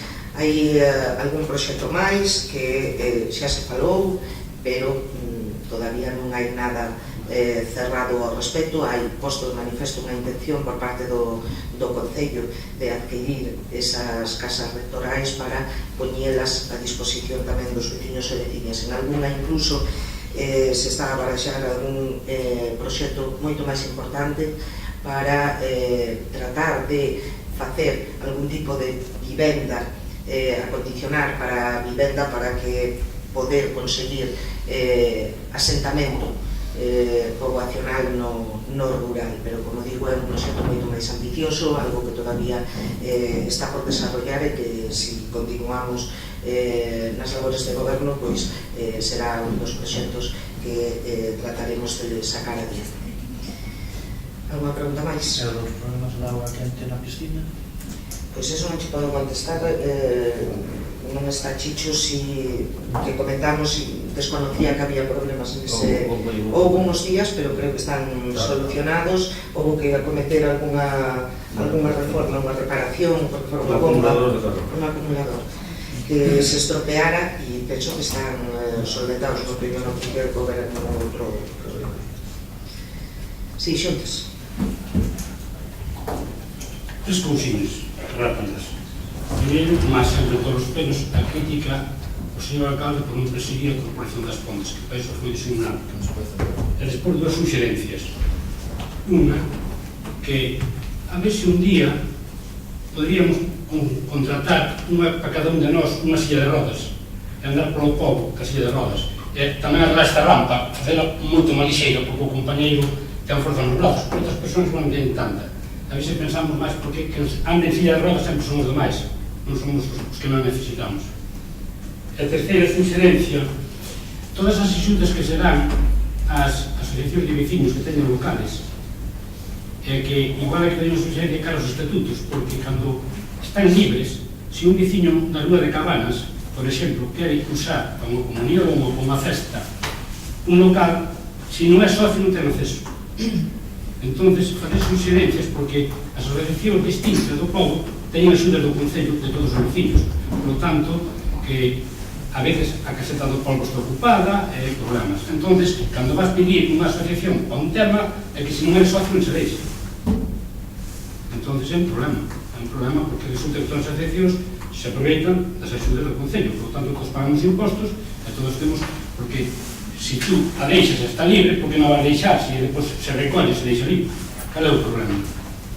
Eu penso que temos que ser un veciño e mandar mensaxe de máis solidaridade entre os veciños, porque é o que vai a pedir un veciño un sitio para facer ali un pequeno tal, que mira que non faise violento, porque todos teñen axudas da corporación, todos teñen axudas de todos os veciños, e había que ter un pouquinho máis, e por lo tanto farei unha suxerencia cara aos estatutos que recollan, que cando se pide un local e realmente non se está utilizando, que fan favor de prestalo sempre que o devolvan en condicións limpas e condicións calmas. Bueno, vou a tomar como suxerencias, dicir só unha punta respecto do tema que plantexabas da accesibilidade. Este goberno fixo un gran esforzo ao longo destes anos para dotar da accesibilidade tanto os locais municipais como as instalacións municipais e, por suposto, todo o que é o urbanismo en As Pontes foi sempre unha das prioridades en todos e cada un dos proxectos que se acometeron de mellora urbanística ou de remodelación de rúas, de parques, en todos os sentidos. Por iso quero poñelo de manifesto, porque foi así. Creo que hoy por hoy As Pontes é un pobo terá que mellorar, sin duda, todavía queda moito por facer, pero é un pobo accesible. Respecto dos locais, das asociacións veciñais, bueno, ti mismo facías mención a que efectivamente teñen uns estatutos cada asociación, e o que é o funcionamento da asociación como tal, pois é algo no que o Concello pois non ten nada que decir. Pero sí é certo que efectivamente se subvencionan as asociacións veciñais, pero se subvencionan para determinadas actividades ou para cuestións de infraestructuras para melloras. Penso que todas as asociacións que dispoñen de local non teñen ningún inconvinte en prestar o local para que calquer veciño ou veciña do pobo o utilice. Descoñezo si en algúns casos exixen ser socio, tamén o entendo, é dicir... Bueno, efectivamente, me está comentando Antón, pero é lógico tamén, porque, bueno, eles teñen unhas responsabilidades que asumir tamén respecto do mantemento deses deses locales e tamén da responsabilidade tamén de calquer cousa que aconteza dentro deses locales. En calquer caso, repito, me consta que prácticamente todos, ou non teño coñecemento de ningún que negue si está libre a disponibilidade do local cando un vecino ou veciña o solicita. Pero bueno, está ben o apunte e efectivamente, bueno, son locales que se exceden ás asociacións para o desarrollo das súas actividades e, bueno, efectivamente, como estaría máis, pois que todo o mundo que o precise, calquer vecino ou veciña de As Pontes, porque o solicite que efectivamente se lle conceda. Un segundo, si o digo é porque realmente sucedeu, Non o poño en duda, non o poño en duda. Alguna pregunta máis? Preguntas que nos chegan ás redes sociais, como solemos transmitir sempre nos plenos. A primeira era sobre a solicitude dun parque en Oente. Non sei se pode corresponder co que acaba de decir o Antonio. Si, non hai previsto outro parque, solo se vai Non é que este previsto, non este previsto, como tanto, ainda que xa sei que nos gustaría a todos que as cousas se fixeran con máis asibilidade, as cousas levan o tempo que levan. Co Bispado, nosotros recollemos as peticións, como facemos sempre, a participación ciudadana, nosotros canalizamos normalmente, a pesar de que aquí se escoita calquera veciño que quera vir a facer as suxestións, moitos veciños ven por aquí, e che dan ideas, que moitas tamén son fantásticas, ou che dan queixas, ou, en fin, o Concello está aberto a todos os veciños, pero normalmente a participación que canalizamos a través das asociacións, e na Asociación de Veciños de Goente levan tempo pedindo un equipamento que teñen dereito a él, porque entenden que ahora mismo coa cantidad de xente nova que hai por na parroquia, pois que sería de grande utilidade.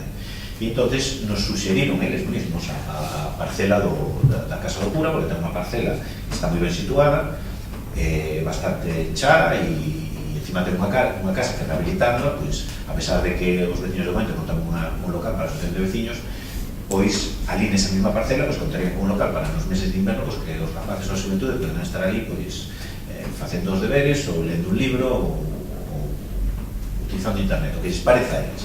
Pero sí hai esa demanda e nosotros, pois, despois de arduas e longas negociacións co Arzobispado de Santiago conseguimos chegar a un acordo no prezo da parcela e, por lo tanto, o seguinte paso é a compra. Digo, o expediente está xa iniciado hai uns meses non, hai unhas semanas, e se materializará pois, nas vindeiras semanas, e a partir de aí pois, se podrá cometer a obra que os veciños de Goente con todo o dereito do mundo demandan.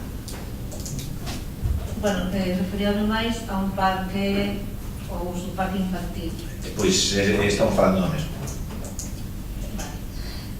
Outra persoa que nos contactou e que estaba interesada en participar no pleno, pero se tenemos que comentar que non é posible, pídenos que vos traslademos a súa preocupación polo estado no que se atopa o cemiterio dos Alimpadouros. É unha persoa que visita con frecuencia e non por gusto outros cemiterios e di que son moito máis acolledores que este. Queixase de que non hai zonas xardinadas, non hai árbores, ningún banco, di que para ir a por auga parece que hai que ir a Xapón, literalmente, e queixase tamén de que as farolas co vento móvense fan moito ruido, e queixase tamén da accesibilidade. Teño entendido, se non me equivoco, que se está pagando unha empresa para o mantemento do cemiterio dos Alimpadouros, non? San Roquín. Digo, se podría estar vinculado con isto, ou se tedes pensado facer alguna actuación no cemiterio que faiga máis humano e máis complicado. Bueno, pois, sí, vamos a cometer, sobre todo, douche razón, doulle, neste caso, a persoa que che transmite estas inquedanzas, que efectivamente vamos a cometer a mellora da accesibilidade. Efectivamente, todas as escaleiras está incluído no POS deste ano, para acondicionar e dotar de accesibilidade, o que falábamos antes, Reina, para acometer esa mellora. Por certo, non votaxedes a favor, me parece, dese post e desa obra. En calquer caso, respecto das farolas, se votará miraremos, descoñezo que efectivamente faiga moito ruido, non o sei, é posible, cando hai vento, pois o mellor é posible, non miraremos. E respecto do demais, de acondicionamento dese cemiterio, decir que ese cemiterio, por exemplo, estaba cos paseos todas as zonas de acceso estaban en pedra, estaban sin pavimentar.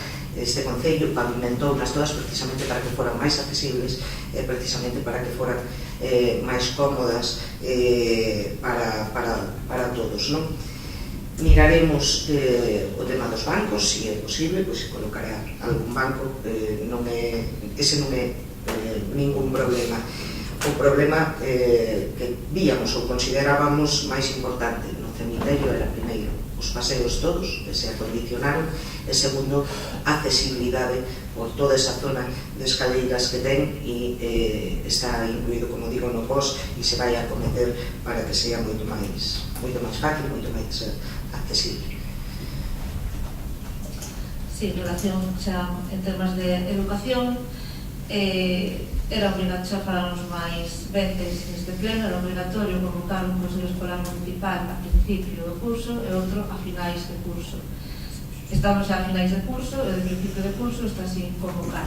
Tedes pensado convocar o de final de curso, primeira cuestión, e despois, para continuar, cal é a situación dos ciclos formativos e as expectativas que hai para o novo curso.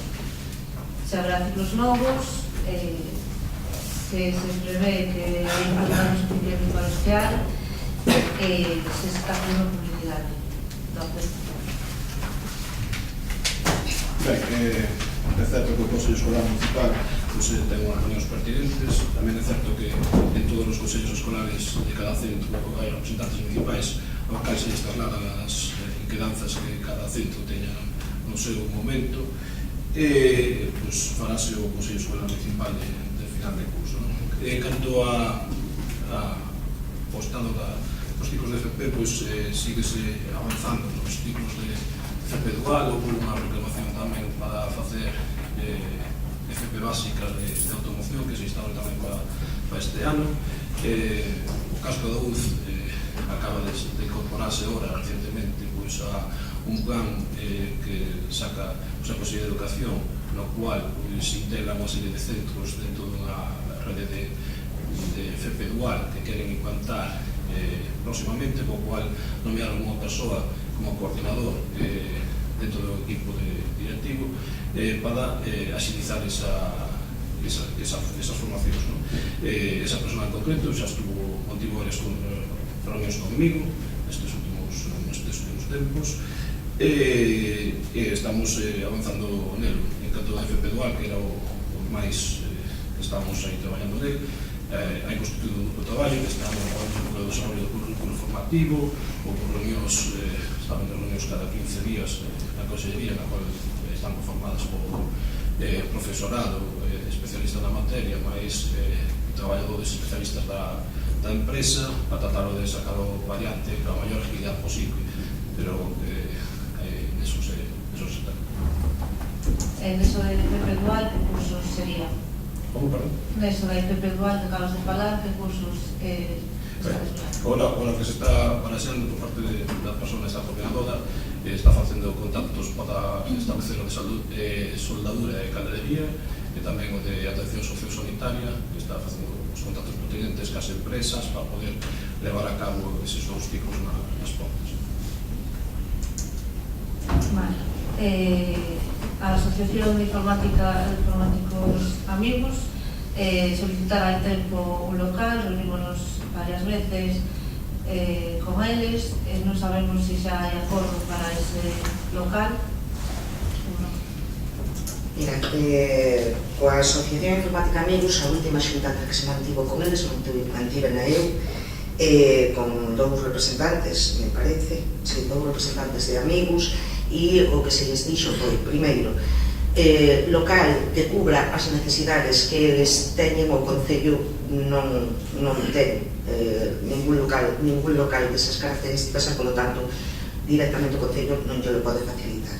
O que acordamos foi que eles buscarían un local que se adapte ás súas necesidades, tanto en dimensións, porque precisaban dun local dunhas dimensións importantes, e que buscarían, e despois falaríamos e veríamos as posibilidades de axuda que poida dar o Concello.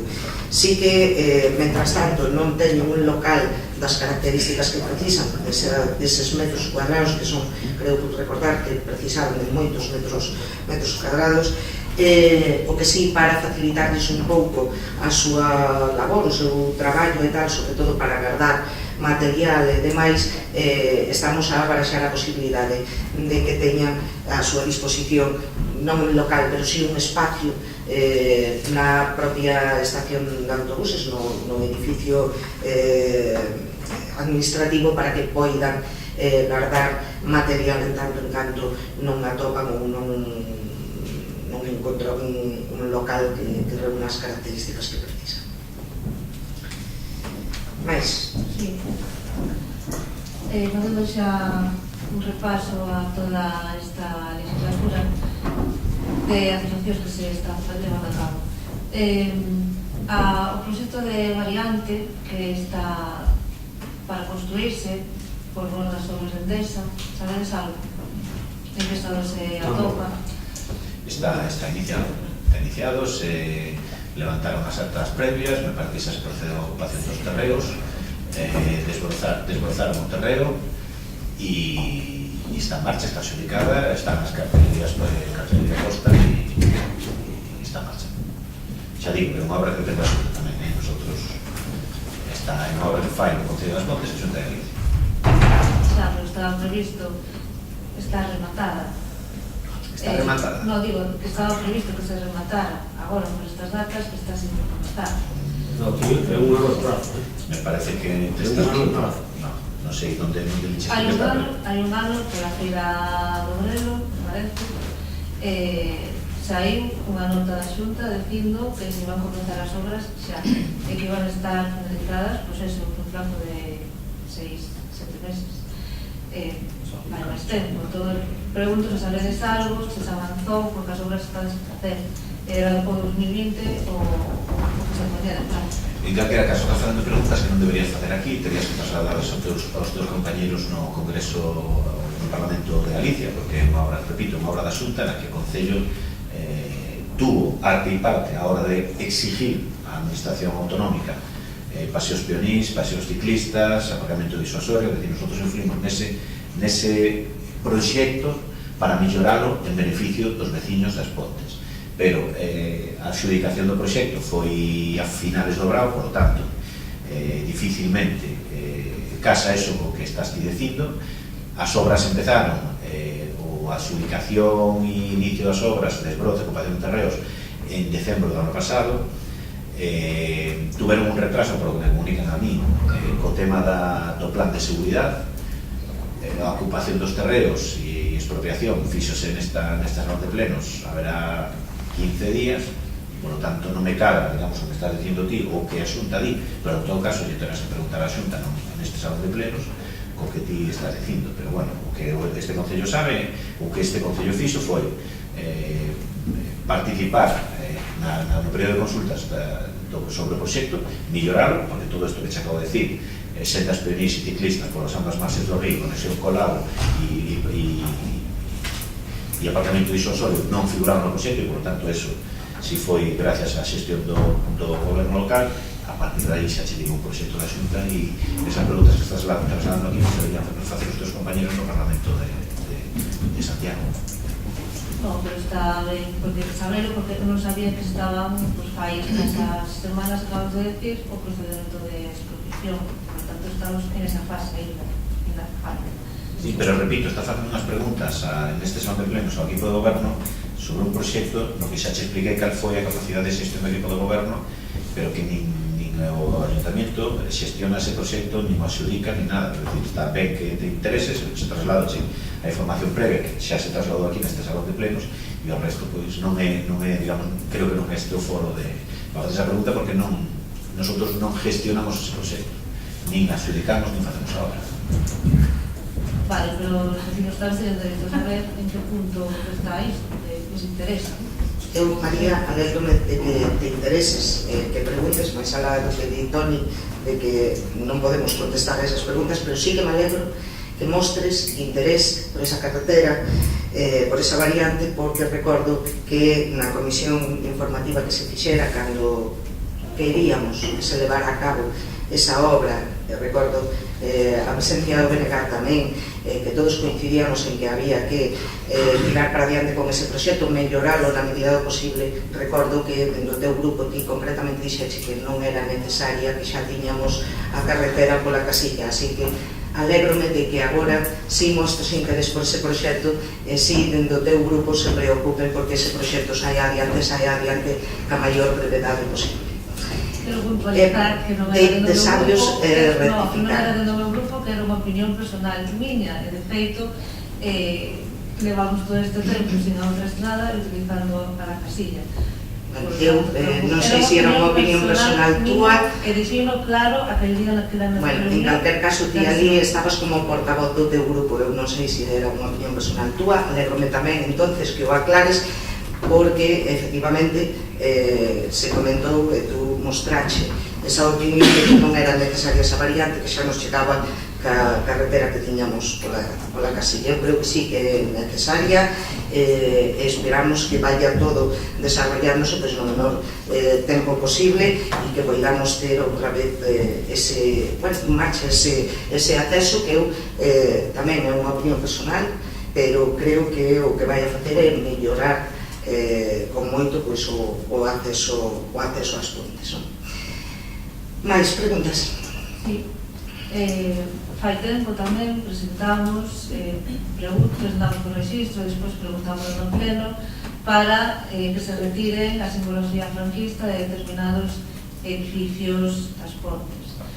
Está sin retirar, cando tedes pensado facer. Xa se comentou tamén en este pleno que en todos os edificios públicos non hai simbología franquista. Sí, é verdad que hai en algún caso, pero que son propiedades privadas sobre as cales este Concello non pode incidir, e, polo tanto, máis alá da argumentación ou da opinión que poidamos mostrar neste pleno ao respecto, pois máis alá deso non podemos facer nada. Mais? Cambia bastante o que me acabas de decir agora, co que me dixeches a última vez que preguntei, porque dixestedes que xa falarades coas... É que así se falou, efectivamente se falou, por iso digo que máis alá da recomendación que se poida dar dende este pleno, dende este grupo de goberno, e efectivamente se falou ca propiedade, en algúns casos para decir que había eses símbolos franquistas e que sería de recibo que procederan á retirada, incluso nos ofrecemos a facernos esa retirada, pero polo de pronto non temos resposta en ese sentido, nin se acometeu a retirada, nin se nos pediu que axudáramos para retirar. Bueno, que retiramos a posición, podes facerles un recordatorio ou pasarles a lei de memoria histórica. Ahora que vas para o Congreso e está despois unha acción de Franco, pues creo que primeiro había que empezar a actuar na cada unha na súa localidade, e despois actuar. Moi ben, María, gracias pola recomendación. Mais cousas. As comisións que se crearon ao principio da legislatura, que eran moi importantes, están casi todas sin convocar. Entre elas está a Comisión Informativa Permanente de Patrimonio Histórico, que recordo tamén non se convocou nunca, a de Sedimento do Pexón, que se convocou algunhas veces, pero que realmente tampouco tivemos ningún resultado, e a Comisión Informativa Especial de Análise para o Desenvolvemento do Lago das Pontes, que, bueno, esta, segundo que pon a página web, que non se convoque mellor, porque pon que dinamitará as propostas da Mesa Xeral de Estudio das propostas sobre o lago. Entón, quería saber por que en 4 anos non se convocaron estas dúas comisións, a de especial análisis para o desenvolvemento do lago e a de patrimonio histórico. Se non foron convocadas a propósito por a súa importancia. Eu vouche falar da patrimonio histórico da Peixón, porque además ten moita relación e entenderás por qué. Neste Concello, todo agora, o tema do patrimonio histórico estaba perfectamente catalogado. A ventaxa de estar avanzando nos traballos do Plan Xeral é que agora sí dispoñemos xa dun catálogo de patrimonio histórico feito casi por parroquia, por lugar, casi casa por casa, de todo tipo, desde os cruceiros, mapas, medallas, pontes, todo está no catálogo, sempre faltará algo. E en relación con eso, sí que non se fixo comisión, pero sí estamos traballando coas asociacións, fundamentalmente con UME, que é, digamos, unha asociación bastante activa aquí da localidade, que traballa nese sentido para colaborar, revisar e visualizar, digamos, os traballos que está aí a compasar, porque os técnicos dos Peixón, ao final, son uns técnicos bons, e traballan aquí, pero non son da localidade. E UME está formada fundamentalmente por veciños da localidade que se preocupan por o mantenimento e conservación e posta en valor do patrimonio histórico, e si conocen os veciños e conocen os lugares. Entonces, si se les pasou o catálogo do patrimonio para detectar errores que seguramente os saberá, eivas que seguramente os saberá, e por lo tanto, nesse sentido, en que estamos nunha época de tranquilidade ou silencio, tanto se elaboran os documentos para proceder á aprobación inicial dos documentos do Peixón, non significa que non se este facendo de feito. Me dá impresión, polo catálogo, e o catálogo é digno de ver, nunca houve unha información tan exhaustiva nese sentido e tan accesible sobre todos estes aspectos de patrimonio histórico. Ten razón, non se convocan as comisións, pero eso non significa que non se este traballando. No momento en que teñamos xa, digamos, o traballo rematado, o catálogo está feito, dos do Peixón, neste caso na parte de patrimonio histórico, o entregaron, pero si se colabora con UME para detectar xa as eivas, e no momento en que este depurado, pois faremos unha comisión e ponemos a disposición, porque quero dicir, se avance máis ou menos no Peixón en un documento que merece a pena ver e que ten que estar a disposición de todos os vecinos, non cabe dúda.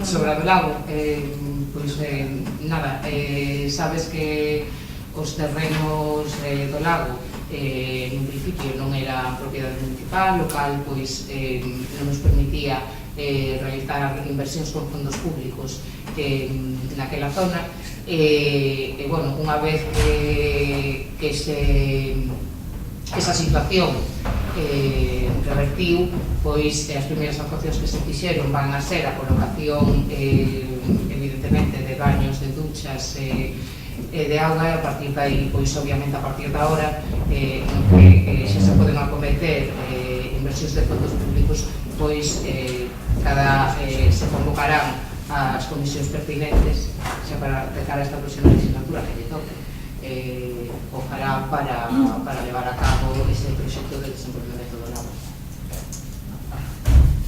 Bueno, que falas das cesións, en que estado están as cesións no Concello de Endesa?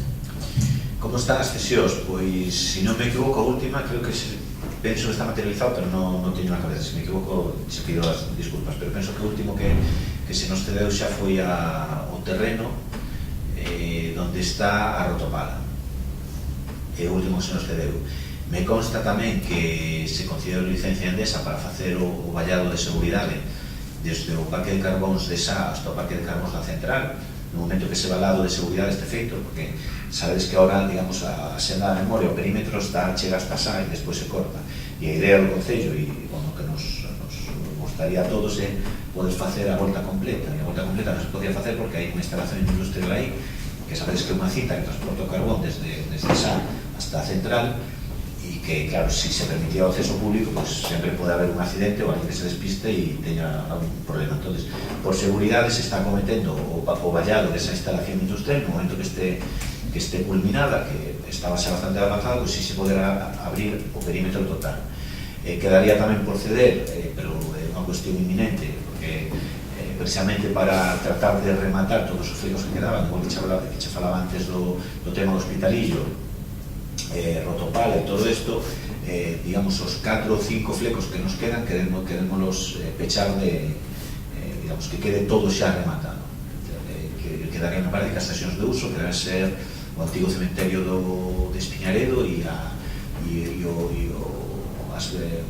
centro etnográfico, é dicir, onde está ali o cementerio de Vilabella e as casas, que tamén iso non se nos ten propiedade, pero sin uso. Estamos pendientes dun certificado por parte da central de que esa zona non era indispensable ou non iba a ser necesario para o tema da ampliación da central, que evidentemente nos o queremos priorizar todos e o máis nos preocupa.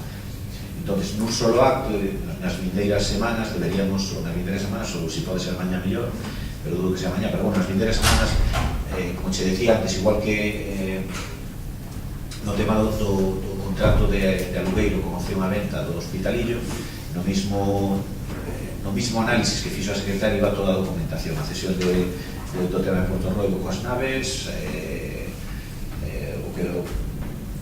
os 4 flecos que quedan para resolverlos todos nun solo acto, ir ao notario e cerrarlo definitivamente. Entón, bueno, entendemos a documentación xa foi validada e revisada pola secretaria, foi remitida a Endesa, que polo que me contaron en conversación telefónica, non sei se onte ou antonte, está facéndolle unha revisión a asesoría xurídica e no momento que lle den o ok, pois citarnos no notario e resolver esas cosas que quedan.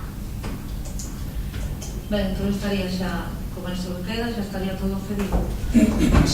Me parece que nos van a quedar as cesións en uso, pero tampouco estou seguro que sería a escola de aprendices polo tema do acceso, e iso está conectado tamén co que falabas antes do tema do proxecto da Xunta. Nosotros no proxecto da Xunta exiximos a accesibilidade polas dúas beiras do río Eume, o que nos permitirá seguir coa ambición que temos de poder abrir o casco urbano ao río, que é unha eiva que temos e que hai que solventar, e conectar esa peatonalidade o transcurso ciclista, es decir, que todos os veciños podan ir pola beira do río en condicións de seguridade e conectar con lago. Evidentemente, a Escola de Aprendices está dentro dunha parcela industrial e que garantizará un acceso seguro para todos e que non interfira na actividade industrial. Entonces, o único que nos quedaría serían as cesións de uso, precisamente por isto que che digo, por o tema da accesibilidade, tanto non se avance máis no proxecto da Xunta, o centro etnográfico da Vilabella, que nosotros queremos poñelo en valor con carácter inmediato e poder ampliar o mellor a colección do Museo Etnográfico, todo que non teña cabida ali, ao mellor trasladar unha parte desa zona, e o antigo cementerio de Espiñaredo. Serían, si quedarían esas 3, pero pendientes tamén de completar esos flecos do acceso con seguridade. Era preguntaviña porque o convenio, facendo memoria, asinouse en vulneración da lei electoral antes das eleccións, algo que se denunciou no seu momento, e que vos justificastes como que era moi urgente e moi importante. Casualmente, 4 anos despois, están... Perdona, que eu vouche contestar xa antes de que sigas, porque, facendo memoria, decirche que non se vulneraba a lei electoral no momento da firma dese convenio. Así que non digas cousas que non debes ou cousas que non son verdade. Non é certo, firmouse o convenio cando estuvo todo disposto e se podía acometer a firma. En ningún caso, en aquel momento, no ano 2015, en ningún momento se vulnerou a lei. Bueno, pues simplemente era para recordar que ao largo de todo este pleno le va dicindo Toni que se vai a asignar ese contrato de hacer un de compra do hospitalillo, que non se faiga o día antes, ou meses antes das eleccións. Porque, por cierto, non quedes sin palabras, porque me parece 300.000 euros unha cantidade desorbitada para un edificio que hai que remodelar, que hai que transformar de novo. Pero é que, se me permites, iso é a tua opinión, é dicir, o que é caro e barato Ni o dis ti, ni o digo eu. Eso hai uns técnicos que valoran os bens. É dicir, ti podes ter a tua opinión personal, que é moi respetable, igual que pode ter eu a miña. Pero onde non cabe opinión personal é nunha valoración que hai. Dixenche que había 3 valoracións. Me imagino que os técnicos desto algo saben. Si é caro ou barato, sobre un informe técnico ti poderás decir pois, que opinas que che parece caro. Pero o que costan as cousas o din os técnicos que valoran en base a criterios técnicos. E o que vale un ben non é o que opines ti, ou o que opinei, é o que din os técnicos. Por lo tanto, as opinións tamén que as manifestes, pero como decir, pois, me gustaría que se fixera solo, pois, non se chorra. Pero as cousas valen o que se informa técnicamente e firmado por un técnico competente. Pois ti poderás opinar o que che parece. Por lo tanto, está moi ben que manifestas a tua opinión personal, pero evidentemente o Concello non vai a comprar nada, non vai a adquirir nada sin que este previamente informado porque non ten que facer, e así o facemos sempre. Hai veces, falabasme antes da parcela de Goente. A parcela de Goente tardamos en chegar a un acordo co arzobispado porque o que informou o técnico municipal que valía a casa e a parcela, que non digo eu, ni o disti, digo o arquitecto municipal, pois o arzobispado parecía barato. Parecía que o precio non é suficiente, pero si o técnico municipal di que vale eso, eu como equipo de goberno non podo pagar máis do que o técnico municipal di que vale. Por lo tanto, aí os veciños que teñen que ter a seguridade é que cando o Concello paga por algo, paga avalado por alguén que di que eso vale eso e non que é moi barato, moi caro en fundamento a ti ou a min nos parece que eso, claro, son opinións que non viñen ao caso. Quero resaltar o que decía que a miña compañera Monse, vulneración da lei electoral, eso dirá a Xunta Electoral de Zona ou a Xunta Electoral Central, non podes decir ti. Entón, eu che pediría que foras un pouco máis rigurosa a hora de manifestar as túas opinións, porque estás dando a entender que nosotros facemos cosas que non se poden facer neste caso, e non é verdad, é completamente falso. Entón, te pediría que foras un pouco, porque además tens a formación suficiente para poder ser un poquinho máis escrupulosa nesas apreciacións de se vulneramos ou non vulneramos unha cousa. Me pides que non fagamos os vindeiros días. Xa yo dixen a Kiko, e me imagino que yo terei que dicir máis veces ao largo do pleno, tamén xo digo a ti, nosotros non acompasamos as cousas en función de que a nosotros nos interese, porque nosotros queremos máis no traballo diario e no destes anos, a hora de presentarnos diante dos veciños e pedir a renovación de confianza. O que non facemos, ni o fixemos nunca, ni vamos a facer agora, resulta que agora está todo en obras porque hai eleccións. Se a mí tamén hai veciños como di, carajo, como se nota que hai eleccións? Pois non, é así. Os expedientes que veñen a pleno, pois os interventora e o tesoreiro tardan o que tardan. A mí me gustaría facer as cousas de outra maneira e me gustaría que se fixeran máis rápido, ou os proxectos que temos me gustaría que xa estuveran ejecutados, pero que as cousas levan o tempo que levan e teñen as dificultades que teñen. Por lo tanto, eso non me permite a min acompasar. Eu, ojalá, a Dirección Xeral de Urbanismo, e non digo con ánimo de crítica, tuvera xa a firma da aprobación definitiva da modificación puntual do Parada das Vegas, por min. Lo aprobamos en xaneiro, mandamos a primeira semana de fevereiro e para mí xa están tardando moito e non faigo ninguna crítica porque sei que agilizan e apuran todo o que poden, pero imagínate que ven mañá ou que ven a semana que ven, non vou a parar a tramitación desa modificación, non vou a retrasar a concesión de licencia do proxecto de urbanización das Vegas, máis que nada non porque me conveña a min, sino porque entendo, e estaremos todos de acordo, que lle convén o interés xeral dos veciños, agilizalo. E xa estamos todos de acordo que demasiado retrasado vai, pero che garantizo que no momento que eu poida agilizar ou impulsar un expediente para facer algo que comprendemos todos que é interesante para todos, non demore porque estamos no proceso electoral. Si, evidentemente, e xa lo expliquei en comisión informativa, nosotros xa temos, con respecto ao remanente de tesorería de casi 7 millóns de euros que temos para este ano, nosotros xa temos un listado coas obras que queremos acometer. Evidentemente, non traemos este pleno porque eso sí que nos parecería excesivo, es decir, nosotros xa nos autorregulamos a hora de, porque eso sí podría facer, posto que non vamos a facer o mes siguiente, parecería, eso sí que podría parecer, serían xustas as vosas críticas e por lo tanto non facemos. Xa digo, se os veciños non van a súa confianza en nosotros, pois no mes de junio traeremos o que xa temos preparado. Pero o que non me podes pedir é que pare algo que de interés será para todos e por eso o estamos impulsando neste concello. Volvendo ao precio do hospitalino, non me parece ni caro ni barato, sino mal. Pareceme un timo, é un abuso por parte de Endesa a todos os veciños das Pontes. Endesa se conseguiu todos os gastos que ten e gracias ao traballo de xente nas Pontes e gracias aos recursos que tiñamos nas Pontes. O mínimo que podía facer o mínimo era favorecer a todos os ponteses. E agora todos os ponteses, además de traballar na empresa e todo isto, de contaminarnos e todo isto, encima temos que pagar 300.000 euros por un edificio que encima despois hai que remodelar e hai que poder funcionar. Por lo que vos entendí, tedes pensado que se vai hacer un concello público municipal. Ese é o meu asombro co precio de Endesa. Permíteme, vas cambiar de tema ou sigues no mismo? Vou cambiar. Pois permíteme que che conteste. Non podo estar máis de acordo co teu comentario, pero por eso veño dicindo hai anos neste salón de plenos que non é Endesa. Neso tamén temos que ser rigurosos. Deberíamos cambiar xa hai tempo chip a que é Enel. É unha empresa privada de capital mayoritariamente italiano. E por desgracia, ahora estamos vendo as consecuencias de todo isto, de que sea unha empresa privada e de capital italiano e que o Estado non teña capacidade de inversión.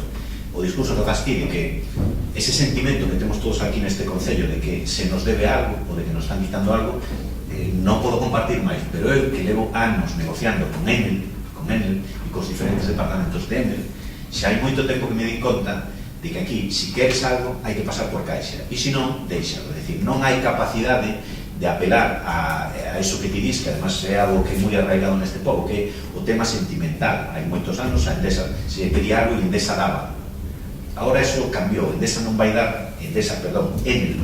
vai a dar absolutamente nada. Non vai a dar, son departamentos absolutamente profesionalizados, concretamente se chama Iberian Real Estate. O departamento de patrimonio de Endesa non se chama Patrimonio Endesa, se chama Iberian Real Estate. Eso é unha inmobiliaria. Todos os activos de Endesa están ali metidos. Si queres te reúnes con eles, se valoran os activos, te podes discutir, pero negocias e pasas por caixa se queres, e se non, abandona. Entonces, eu entendo que non é de recibo, podemos apelar ao sentimentalismo. Por desgracia, como vimos nestas últimas semanas e meses, o que se está tratando co tema da luz dos traballadores activos e pasivos, que fai en Italia. Ven unha provisión de 800 millóns de euros nas contas para manter o sistema de pago, retribución da luz, que era un pago en especie, e di, por que teño que garantizar estos dereitos sociais? Levos para Italia e nos gasto non me parece. Esa é a situación, e canto antes a asumamos mellor. Evidentemente, haberá que pelexar, haberá que combatir, haberá que facer todo o posible para facer valer, neste caso, os dereitos dos activos por pasivos, que eu entendo que os teñen. Ahora, entre o Ayuntamiento das Pontes e Enel, por moito que teña ali, hai dúas instalacións, o Concello das Pontes lle exige este último céntimo que lle ten que exigir de impostos e das obrigas que ten, pero tamén o Concello das Pontes, estando nós ou estando que veña, ten que ter clarísimo que iso é unha relación puramente de dereito privado. Non hai apelacións ao sentimento, nin hai apelacións a ver se Endesa debería dar en función do que sacou, ou Enel debería dar en función do que sacou. Eso acabouse, pero non agora, acabouse xa hai bastantes anos, e eu e os compañeros que estuvemos en negociacións témoslo perfectamente claro. Entonces, con respecto ao que o custe ou o precio da parcela do Hospitalio de Endesa, que nosotros estamos convencidos que é o mellor sitio, a opción é, ou pasas por caixa e pagas o precio de mercado, o precio de mercado que costa esa parcela, ou busca outro sitio. En calquera caso, nese sitio ou en outro, tamén vai haber que facer inversións, haber que urbanizar, haber que construir. É dicir, eso non nos lo quita nadie. E por suerte non, gracias á gestión feita nestes últimos anos no Concello, o Concello pode permitirse ou ten a capacidade financiera e de gestión para poder acometer unha inversión dese calibre e que só afega este Concello, porque se miras nos concellos da contorna da comarca vamos a ser o único Concello que teñamos unha residencia xeriátrica pública puramente municipal, e iso facemos porque o Concello das Pontes pode. Dificilmente calquer outro Concello da contorna ou similar poderá acometer unha inversión dese tipo, pero xa digo, é unha inversión que hai que facer, seña no terreno hospitalizo ou noutro terreno. Bueno, pois a nosa man tamén está a facer algunhas cousas. Nos presentamos unha moción para cobrar polas líneas eléctricas, pasamos por un dominio público que está aprobada, e sabemos en que estado está. Está encargada e prácticamente rematada. Se se enviou a ver a mes e medio a empresa, evidentemente, se o facemos con medios propios, pasarán 4 anos e seguirá sin presentarse. Contratei xa hai tempo unha empresa para que faiga a redacción, a aprobación e o seguimento. O último que pediron foron un archivo non cos titulares, pero si coa titularidade dos terrenos por onde poden pasar as liñas para facer o cálculo e aprobar a ordenanza. Unha vez máis, me gustaría, quero dicir, si o vosso razonamento é certo, que nosotros haríamos as cousas para poder facer campaña electoral aquí neste salón de plenos, esa ordenanza viría hoxe aquí. E gustaría de verdade que viñera hoxe aquí ou que tivera vido el marzo. Pero está nunha situación de aí non está rematada. Pois se aprobará, me imagino que no primeiro pleno ordinario da seguinte legislatura.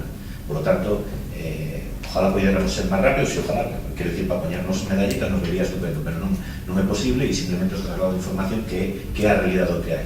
Está encargada e está a punto de rematarse, pero terá que vir ao seguinte pleno ordinario. Por lo tanto, non é certo que a teñamos olvidada ni que non traballemos. Pasan as cousas tardan máis do que, por lo menos, a mí me gustaría. Outro dos asuntos que nos centramos estes últimos anos foi a petición da creación ou reactivación dun Consello Económico e Social que permitirá ofrecer propostas de futuro para as de las Pontes. O alcalde, que hoxe non está, comprometeuse a reactivalo con participación de entidades expertas, universidades, entidades da zona, veciños, plataformas vecinais, persoas que quixeran participar, pero a día de hoxe tampouco sabemos nada máis de isto. Pois mira, estamos traballando na constitución dunha fundación conxuntamente coa Asociación SEAR.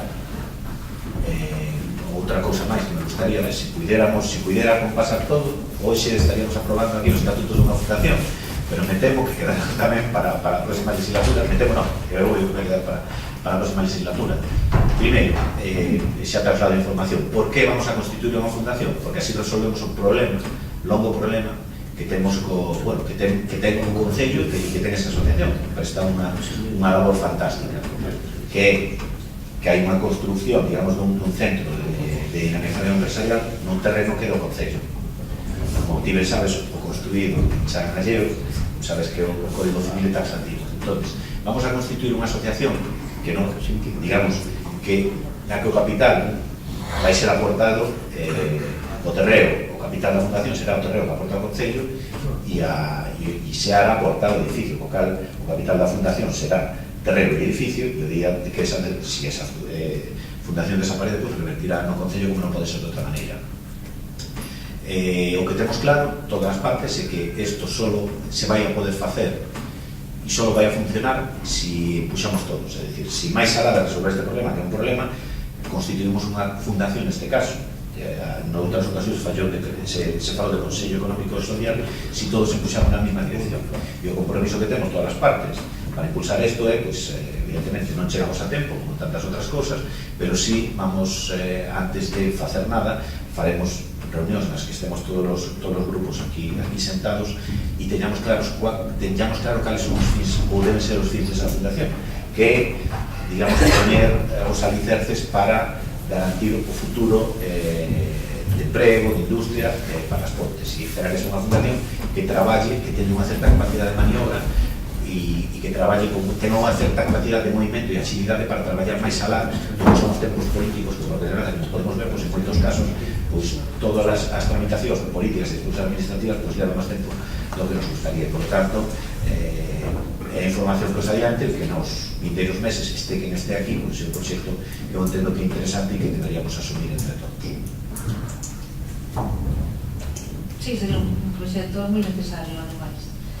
Levándose ben. Ao circuito de bicis que hai ali na calle Cuarta, que chamades de Pump Track, pedín o proxecto 3 veces e non o puiden ver. Nos fixeron ese proxecto. Que non está... Non che podo contestar, supoño que pasolle a Chicho, non sei se o pediche, non sei porque nos che deu, o descoñezo, preguntarlle a Chicho, en todo caso que se che facilite. Xa para rematar, ese ánimo de poder de o turno a Remundo, a estrada Maraxón está sin arreglar, era necesario que se lle dera unha capa. A de Maraxón? A que vai indo polos cruzados, polos treinos, a de Maraxón da Riga. A da Diputación. Non, Pero a de Marasón de Arriba hai a do Concello que vai desde a Capilla, a Marasón de Arriba e despois hai a da Diputación. Pois será de Diputación, non sei, está mal, para ter baches. Onde acabo de pasar por elas pola mañá. Se dice Marasón de Arriba, A que vai, onde estaba o antigo vertedoiro, por aí. a Marasón de Arriba. São María dirá que ven ao fin de semana este que ten ao cabo. Eu sei a que sale de Garabatos hasta a vertedeira. Pero bueno, é tamén o depósito este que non sei por onde leva a auga, xa para Ponteiro todos e... Por leva auga para Ponteiro, para Ponteiro, vai levar para Estudiar. Pero esa, a que te refires? Esa, bueno, porque digo para ir para Garabatos, pero bueno, debe acabar con Marasón, sí. Pero bueno.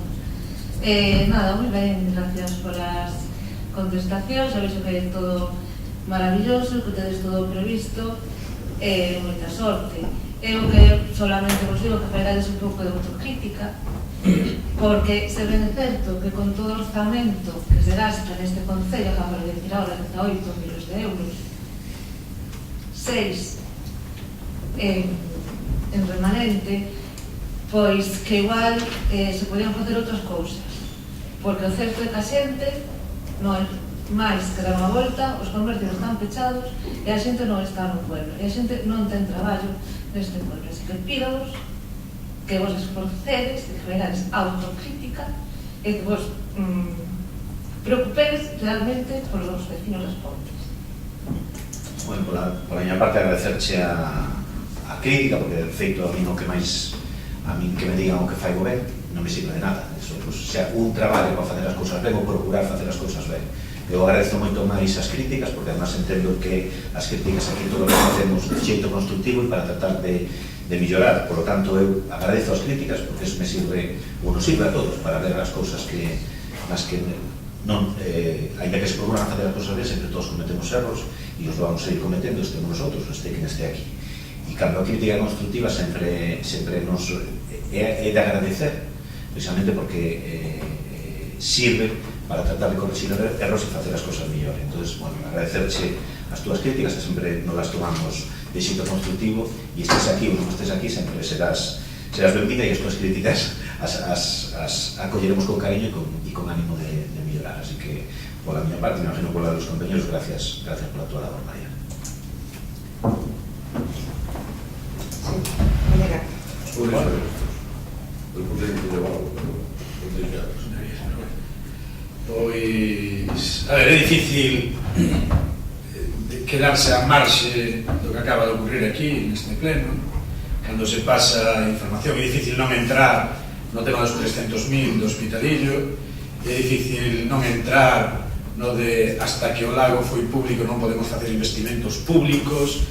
Bueno, é difícil entrar en todo o que se di aquí, porque a verdad é que aún pode ferver a sangre escoitando o que se escoita, non?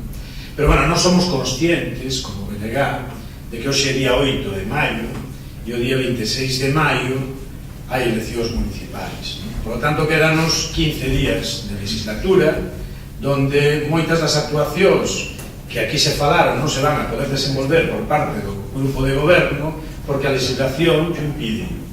A legislación impide facer determinadas actuacións. Por outro lado, a ver, o que non foron capaces de facer en 4 anos ou en 12, non o van a facer ahora en 15, non? E por outro lado, pois todo o que queren facer, nós non temos problema, esperaremos ao seu programa electoral, non lle damos espacios publicitarios gratuitos, e verémolo no seu programa electoral, non?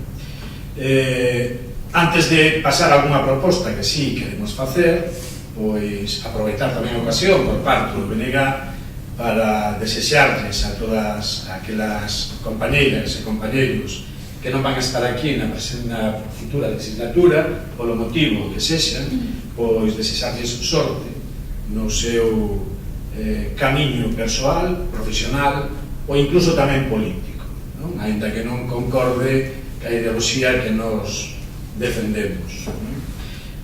Si nos gustaría facer unha proposta de cara, pois, precisamente ao día 26, o domingo das eleccións municipais, non? creo que levamos falado moito aquí e con diferentes opinións sobre a madurez democrática que ten a sociedade en xeral e a sociedade pontesa evidentemente tamén, non? Unha madurez democrática que parece ser que está asentada nun modelo de transición que foi idílico, idóneo e sobre todo exemplo para o resto de estados da Unión Europea e incluso de outro ámbito tamén, non? Bueno, pois se iso é así, se a nosa sociedade ten esa madurez democrática da que se fala, nós entendemos que debemos deixar exercer o seu dereito democrático tamén con liberdade e con total transparencia e sin ningún tipo de inxerencia, non?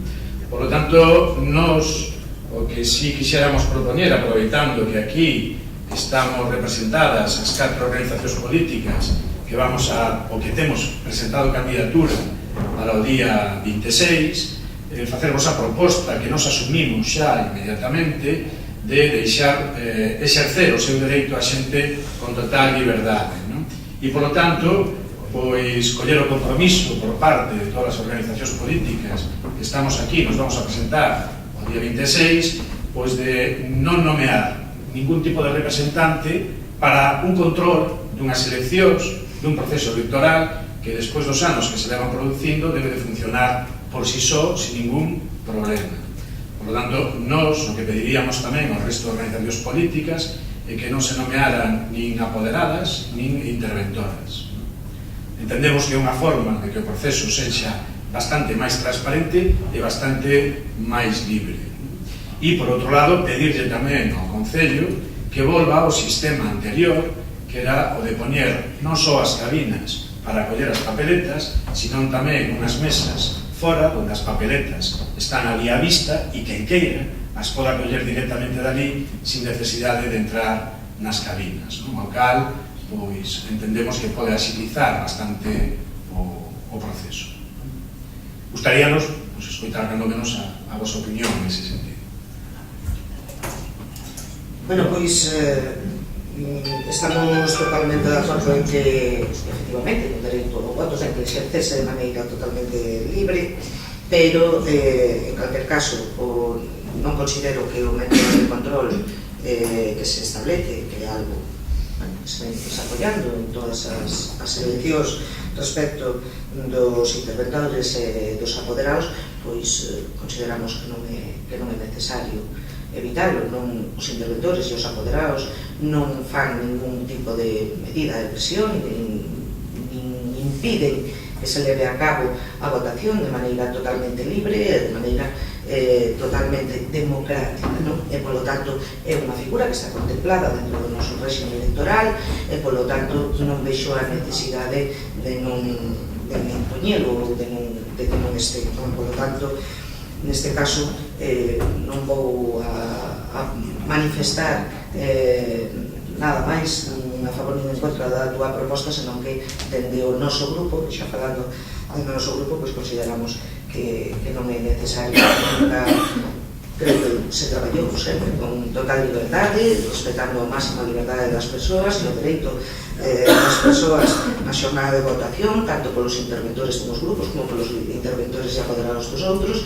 En ese sentido, pois non vexe a necesidade de que non este tanto unha figura que está, como digo, contemplada na lei electoral. O das papeletas nos bancos non hai problema ningún porque xa son fuera. Pero, bueno, respecto a estas eso, últimas non sabemos cal foi o motivo. Non o sei, descoñezo, pero respecto a eso nada que decir, o miramos o falamos sin ningún problema. En todo caso, no que se refire ás figuras de apoderadas e interventores, evidentemente que están recollidas na legislación, senón non podrían existir, evidentemente, non? Pero tamén están recollidas con unhas funcións moi concretas e moi precisas, non? En todo caso, pues, quen decida facer uso desas funcións, pues que se ateña tamén ao que establece a propia legislación. Sí, máis. Sí, bueno, nós o que queremos diferenciar tamén é os apoderados dos interventores, porque os apoderados normalmente conocen a norma bastante ben. Entón, a veces, polo sorteo, os presidentes de mesa e os vocais teñen algún problemilla que a veces os apoderados aclaranos. Nós non estamos de acordo cos interventores, porque o interventor controla a xente que vota e E despois pode haber que polas tardes alguén leva o censo para casa e chame por teléfono a xente que está sin votar. Bueno, aquí non se debe ver. Perdón, Toni, vamos a... creo que é unha cuestión que estamos a falar sobre un tema de eleccións, creo que non é un momento nin o lugar para tratar sobre estes asuntos. Si queredes, en todo caso, e tedes alguna intención respecto do proceso das eleccións ou de plantexar alguna cuestión sobre o día da xornada electoral, non hai ningún problema en que nos reunamos todos os grupos que conformamos este pleno, pero desde logo fora do que é este salón de plenos, porque nin é o lugar nin é o momento para falar dunha cuestión dese tipo. Mais, alguna pregunta? Bueno, pois eu quero... É o meu último pleno, como xa é coñecido. Eu quero, en primeiro lugar, agradecer a todos os vecinos e veciñas das Pontes a súa confianza. Quero agradecervos a todos os membros actuales desta corporación, pero tamén das corporacións anteriores ao longo destas 3 legislaturas. Toda esa xente, todos os concelleiros, todas esas persoas que pasaron por este pleno, pois agradecerlles a súa axuda, a súa colaboración, bueno, sempre tendo en conta que todos e cada unha das persoas que pasamos por este pleno traballamos sempre coa millor das vontades, coa millor das intencións e sempre tratando de dar solución aos problemas e ás necesidades dos nosos veciños e veciñas. Para iso ostentamos o cargo que se nos deu e que se nos puxo a confianza por parte de todos os veciños e veciñas. Quero tamén desear a todos os que non van a continuar na próxima legislatura, pois moita sorte, tanto no terreno personal como si siguen algún tipo de función política. Desearles moita sorte a todos e, sobre todo, repito, ese agradecemento persoal a todos os veciños e veciñas e a todos e a todas cada un dos que estivechedes ou estades hoxe conformando este pleno. Seguirei, asumo unha vez máis ese compromiso, ainda que non sexa dende aquí, dende este pleno ou dende este concello, pero dende logo o meu compromiso por velar e por mirar polos intereses e polos veciños e veciñas de As Pontes. Así que moitas gracias e continuamos. Gracias a todos e a todas.